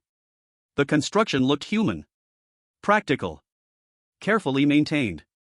Yet, no voices came from inside. Ling slowly approached. He stopped several meters from the doorway. We come from Haven. He called calmly. We're researchers. We seek conversation. Only the stream answered. For nearly a minute. Nothing happened. Then, the wooden door slowly opened. An old woman stepped outside. Her hair was completely white. Her back slightly bent with age. Yet, her eyes remained remarkably clear. She calmly looked at the 7 visitors. Not surprised. Almost. As though she had expected them. You took longer than I thought. She said. Nobody spoke. The old woman smiled faintly. Don't worry. I'm human. The tension eased immediately. Professor Elias stepped forward. You live here alone? She nodded. For many years. Many? Wei Jian asked. We've only been in Genesis for months. The old woman chuckled softly. I know. You count time. Very differently than I do. That answer confused everyone. Ling quietly studied her. Her clothes were simple. Woven by hand. Her tools showed careful maintenance. Everything around the cabin reflected patience. Not wealth. Not power. Experience. Then, his eyes stopped on one object. Beside the cabin, half covered by climbing vines, stood a familiar gray stone. Smooth. Perfectly carved. A spiral. Surrounded by 27 dots. The missing marker. Nobody moved. The old woman noticed where they were looking. So, she smiled gently. You finally found it. Professor Elias stared at the monument. Found? The old woman slowly walked toward it. She rested one wrinkled hand upon its surface. It wasn't stolen. It came. Complete silence. Wei Jian frowned. Stone monuments don't move. The old woman looked at him kindly. No. They don't. She looked toward the monument. But this one walked. No one knew how to answer. Not because they believed her. Because everything they had observed so far suggested she wasn't lying. Ling took one careful step closer. When? 3 nights ago. She answered. It arrived just before dawn. It stood there when I opened my door. She looked toward the astonished researchers. I've been waiting. For someone to ask the right questions. Not the right answers. The right questions. Before anyone could speak again. The spiral monument emitted a faint blue glow. Not bright enough to blind. Only enough to illuminate its carved lines. The 27 dots slowly brightened. One by one. Until only 2 remained illuminated. The same 2 markers humanity had already discovered. The others stayed dark. Waiting. Ling quietly opened his journal. For the first time since arriving. He hesitated before writing. Then, he recorded only what everyone had witnessed. Nothing more. Nothing less. The Academy's principles had guided them once again. As the evening sun dipped below the hills, the old woman invited the expedition into her cabin. I have tea, she said warmly. And a mysterious smile crossed her face. I have a story. Far beneath Genesis. The hidden city stirred once more. The crystal representing marker 12 no longer occupied its original position. Instead, it slowly drifted across the ancient map. Not randomly. Purposefully. Until it stopped beside another point of light. The network quietly updated itself. Not broken. Reorganizing. As though the world itself had begun preparing for humanity's next step. Chapter 149, The Keeper of Questions, Part 1. The cabin was much larger on the inside than it appeared from outside. Not because of magic. Because every wall had been built from floor to ceiling with shelves. Wooden shelves. Stone shelves. Even woven shelves made from reeds. Instead of food, they held journals. Thousands of them. Ling slowly stepped inside. His eyes widened.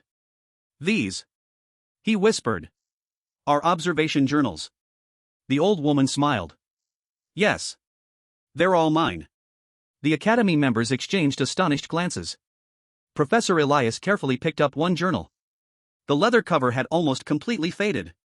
Across the front, only 2 words remained readable. Season 1. He slowly opened it. The handwriting was elegant. Patient. Every observation was dated. Every conclusion questioned. Every mistake corrected on later pages. Nia gently smiled. She writes like an academy. The old woman laughed softly. I've never attended one. I simply learned. That memory is unreliable.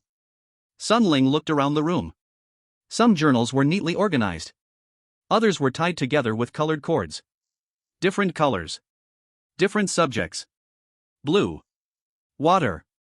Green. Plants. Brown. Animals. Silver. Stone. White. Questions. The final shelf caught everyone's attention. Unlike the others, it held only empty journals. Why are these blank? One young researcher asked. The old woman walked over. She gently brushed the dust from one cover. Those, she said quietly, are for questions humanity hasn't learned to ask yet. The room became silent. Gray Fox stood in the doorway. For the first time, he bowed his head. Not deeply. Just enough to show respect. You've kept watching, he said. The old woman nodded. And you kept wondering. The two smiled at each other. Not like strangers. Not like old friends. Like two people who had chosen different roads. Toward the same destination. Ling looked between them. You know each other? Gray Fox answered first. No. We've never met. The old woman nodded. But I've been expecting him. Nobody understood. The old woman slowly placed a kettle above the small fireplace. As the water warmed, she motioned everyone to sit. Simple wooden chairs surrounded a round table. No throne. No special seat. Everyone sat together. She poured tea into 8 clay cups. The aroma filled the cabin. Fresh herbs. Mountain flowers. Something unfamiliar. Professor Elias finally asked the question everyone had been holding back. Who are you? The old woman smiled. Not proudly. Not mysteriously. Simply. Honestly. My name, she said softly, is Leora. I am. She paused, searching for the right words. A listener. The title meant nothing to anyone. A listener? Wei Jian repeated. Leora nodded. I don't search for answers. I listen. Until the world offers them. Silence settled over the room. Ling couldn't help smiling. You'd fit perfectly in Haven. Leora laughed. A warm, gentle laugh. So I've heard. She looked toward the journals lining the walls. For many years, I believed I was alone. Then, she looked at Ling. Your academy started asking questions. I realized. Humanity had finally begun growing again. Professor Elias carefully removed one of Haven's journals from his backpack. He placed it upon the table. This belongs to all of us. Leora slowly opened it. She read only one page. Then another. A faint smile appeared. You made a shelf. For mistakes. Nia nodded proudly. We thought future generations should know where we were wrong. Leora gently closed the journal. The previous civilization. She whispered. Burned theirs. The room became completely silent. They erased their mistakes. She continued. They believed only success deserved remembrance. Grey Fox slowly lowered his eyes. He said nothing. Yet. His silence confirmed every word. Leora stood and walked toward one corner of the cabin. Resting there, covered by a simple white cloth, was a large wooden board, nearly 2 meters tall. She slowly removed the cloth. Everyone froze. It wasn't a map, nor a painting, nor writing. It was a family tree. Not of people, of ideas. At the very bottom, one word: observation. Above it, branches spread outward. Curiosity, comparison, experiment, failure, correction, understanding, cooperation, wisdom. The highest branch remained blank. Leora quietly touched it. I've never known. She smiled softly. What belongs here? Ling looked at the empty space. For several long moments, he remained silent. Then, without thinking, he picked up a piece of charcoal. He wrote one word: adaptation. Nobody spoke. Leora looked at the board. Then at Ling. Slowly, tears formed in her eyes. Perhaps. She whispered. That's the word we've all been searching for. Outside, the spiral monument emitted another faint pulse. This time, no one rushed toward it. No one interrupted the conversation. For once, the greatest discovery wasn't hidden beneath the earth. It sat quietly around a wooden table, sharing tea, sharing journals, and slowly teaching one another how to ask better questions. Silence remained inside the cabin. Not an uncomfortable silence, a thoughtful one. The word adaptation rested quietly at the top of the wooden board.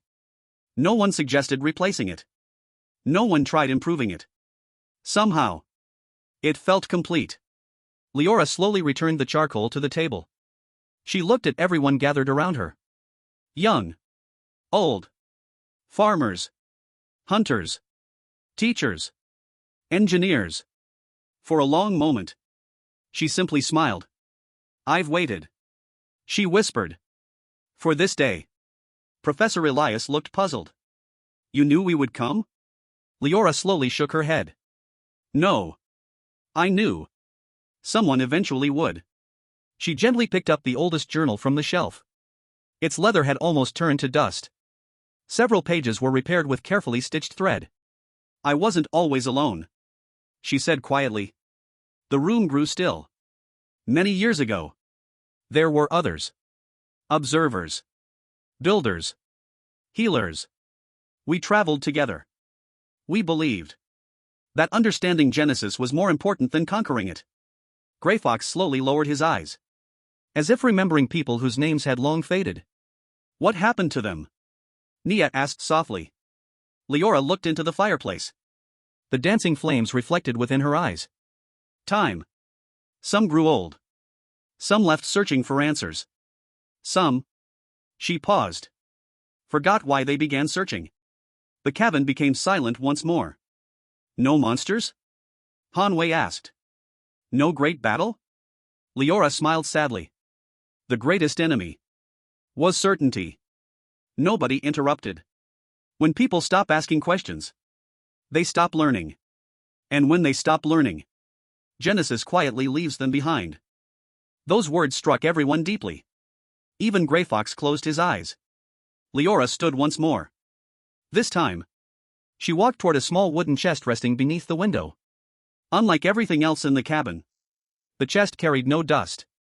It had been opened recently. She carefully lifted the lid. Inside rested dozens of rolled parchments, each tied with blue thread. Professor Elias carefully unrolled the first one. His hands trembled. It wasn't writing. It was engineering.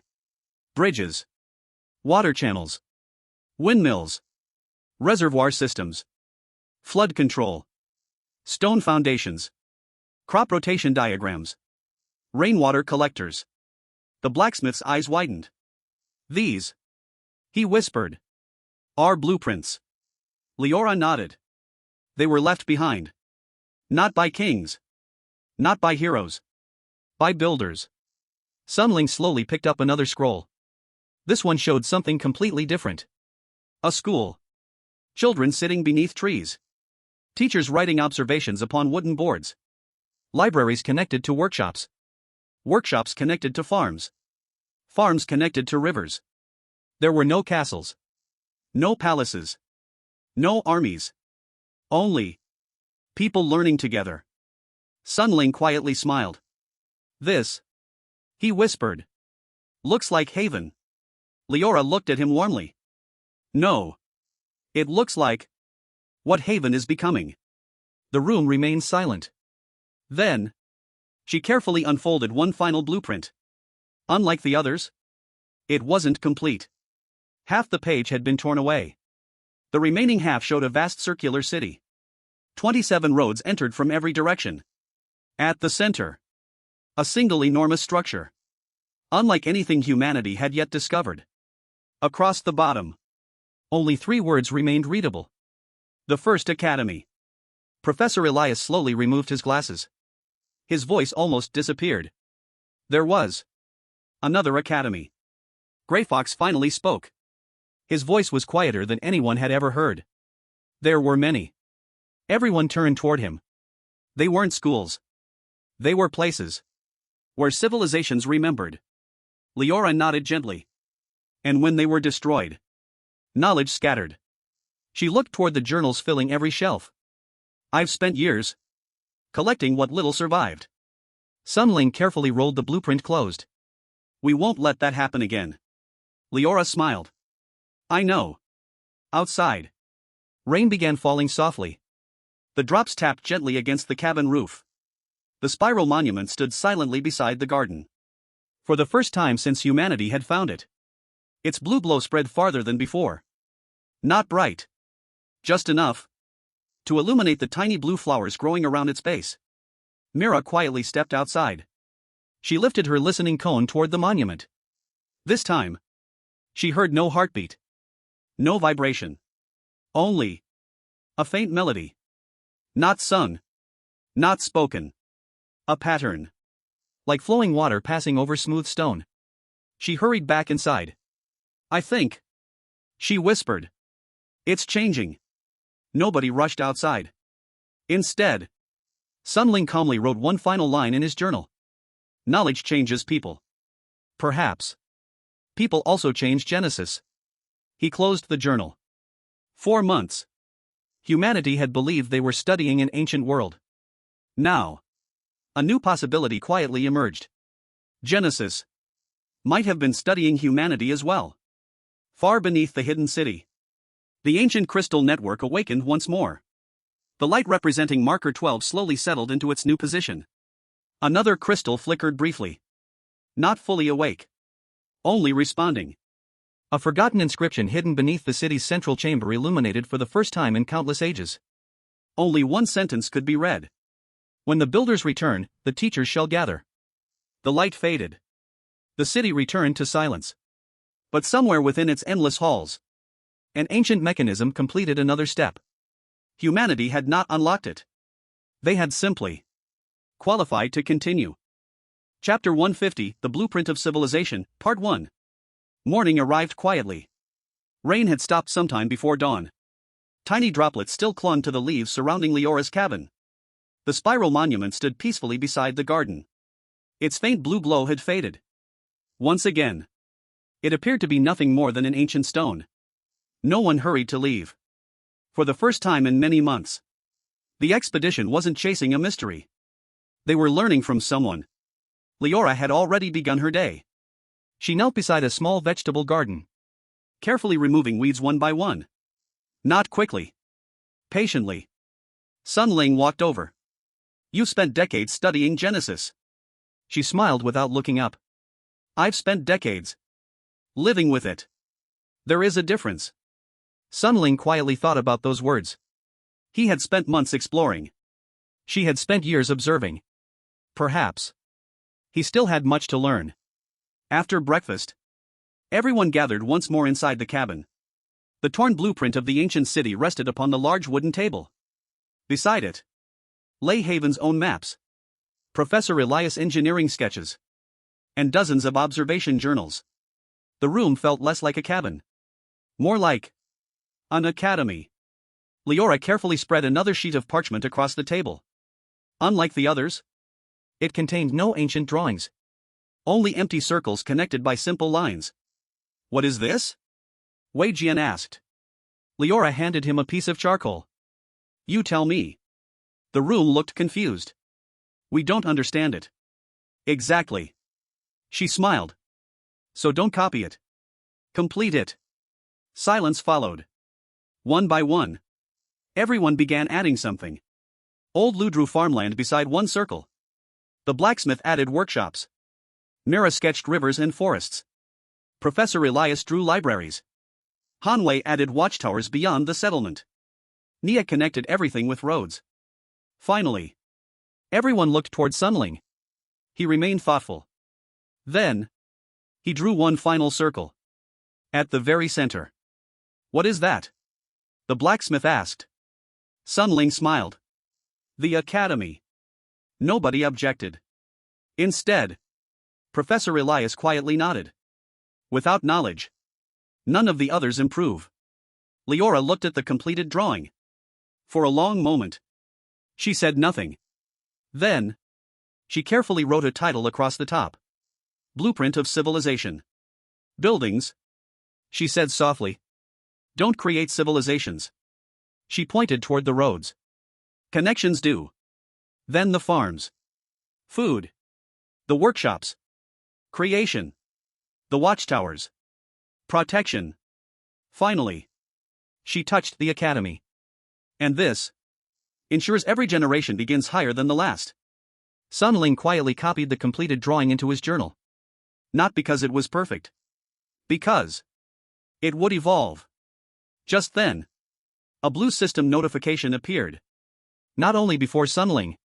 Not only before Haven. Before every representative gathered inside the cabin. Civilization milestone detected. Human settlements have independently developed identical principles of sustainable growth. Condition verified. New civilization feature unlocked. Everyone held their breath. The screen continued. Knowledge exchange. Academies may now formally establish shared archives. Verified observations may be synchronized between participating settlements. Duplicate experiments will gradually decrease. Collective understanding will accelerate. The notification disappeared. Silence. Professor Elias slowly laughed. The system has been watching us. Grey Fox quietly shook his head. No. Everyone looked at him. It has been waiting. Leora smiled knowingly. There's a difference. Immediately, excitement spread through the cabin. Nia already imagined connecting dozens of academies. Professor Elias discussed standardized observation formats. Wei Jian proposed shared geological surveys. Old Lu wanted seed exchanges between settlements. The blacksmith wanted engineering apprentices to travel between regions. For the first time, humanity wasn't simply surviving together. They were beginning to specialize. Together. Outside. Children from a nearby village approached the cabin. Curious. Shy. One little girl carried a bundle of wildflowers. She carefully placed them beside the spiral monument. Not because anyone told her to. Because it felt respectful. The monument didn't glow. It didn't react. Yet somehow, the clearing felt warmer. More welcoming. Leora quietly watched the children. You see? She whispered. Sun Ling nodded. They're not afraid. No. Leora smiled. They're curious. And civilizations built on curiosity live longer than civilizations built on fear. As the afternoon sun illuminated the valley, a gentle breeze passed through the clearing. The spiral monument remained motionless. But tiny blue flowers surrounding it slowly turned toward the academy representatives. Almost like flowers turning toward sunlight. No one noticed. Not yet. Far beneath Genesis, the ancient crystal city pulsed softly. For the first time since humanity's arrival, Dozens of new points of light appeared across the vast underground map. Not because more markers had awakened. Because more academies had connected. The network wasn't measuring strength. It was measuring cooperation. And somewhere deep within the city's silent heart, an ancient mechanism quietly advanced another step. Civilization progress, confirmed. The system notification disappeared. Yet, no one inside Leora's cabin spoke for several long moments. Not because they were surprised. Because, for the first time, the system hadn't rewarded strength. It had rewarded cooperation. Professor Elias slowly closed his journal. A quiet smile appeared on his weathered face. I spent months believing the system only measured survival. He looked toward Haven's representatives. It was measuring something much larger. Gray Fox nodded. Survival, he said calmly, keeps a civilization alive. He looked toward the blueprint spread across the table. Cooperation allows it to continue. Those words quietly settled into everyone's hearts. That afternoon, the representatives carried the completed blueprint back to Haven. No one rolled it up. Instead, 4 people carried it together. Carefully. As though carrying something far more valuable than paper. When the gates of Haven came into view, the watchtower bell rang. Children ran through the streets. Workers paused beside the new irrigation canal. Hunters returned from patrol. The settlement gathered almost instinctively. Nia stood before everyone. Without dramatic speeches. She simply unrolled the blueprint. The crowd fell silent. Old Lou stepped forward first. He pointed toward the farms. This isn't just my work. He looked toward the builders. Without canals, these fields cannot grow. The old blacksmith stepped forward. He pointed toward the workshops. And without farmers, our hammers build nothing. Mira smiled. She pointed toward the forests. If hunters stop observing, we lose our understanding of Genesis. Professor Elias quietly pointed toward the academy. And if knowledge stops flowing, everything else eventually stops growing. Nobody applauded. Nobody shouted. Instead, people quietly nodded. The blueprint wasn't telling them what to build. It was reminding them why they built together. That evening, the academy officially established Haven's first shared archive. A new stone building beside the main library was chosen. Above its entrance, children carved 4 simple words. Knowledge belongs to everyone. The work lasted late into the night. Shelves were expanded. Maps copied. Engineering designs organized. Seeds catalogued. Animal observations indexed. Every settlement that joined the network would receive identical copies. No discovery would belong to one region alone. Ling walked quietly through the growing archive. Months ago, these shelves had held only Haven's journals. Now, they contained reports from dozens of settlements. Different handwriting. Different accents. Different experiences. One civilization. A young boy approached him carrying a small notebook. Teacher, I wrote something. Ling knelt beside him. What is it? The boy handed over the notebook. On the first page, only one sentence had been written. Today I learned that asking questions helps everyone. Ling smiled warmly. That's a good first page.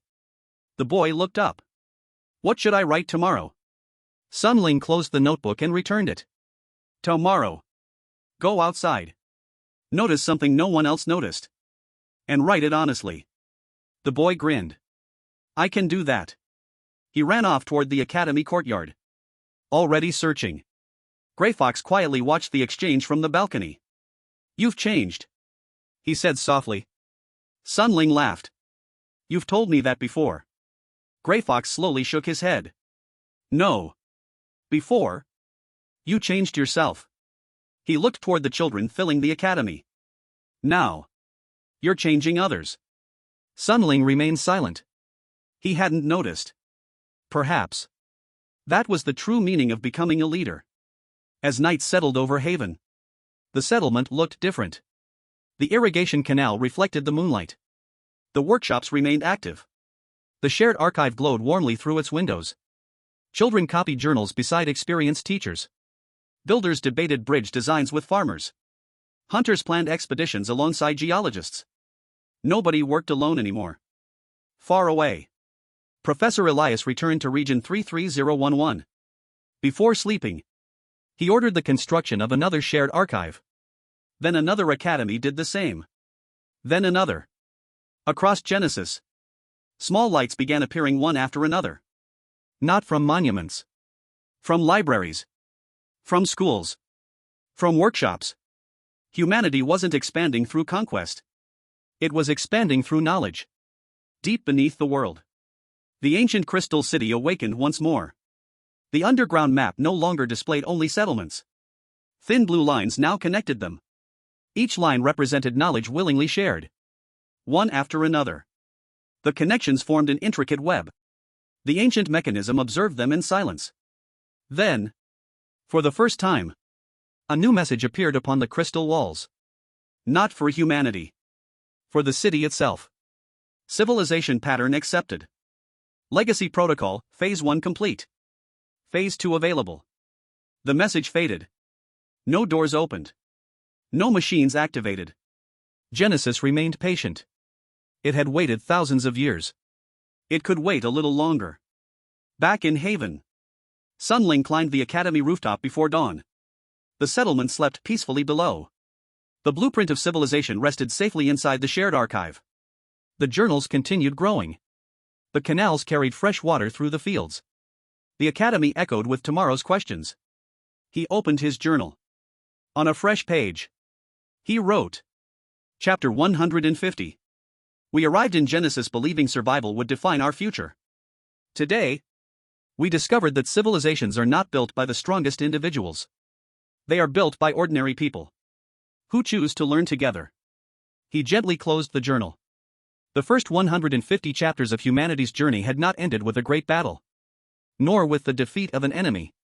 They ended with something quieter, something stronger.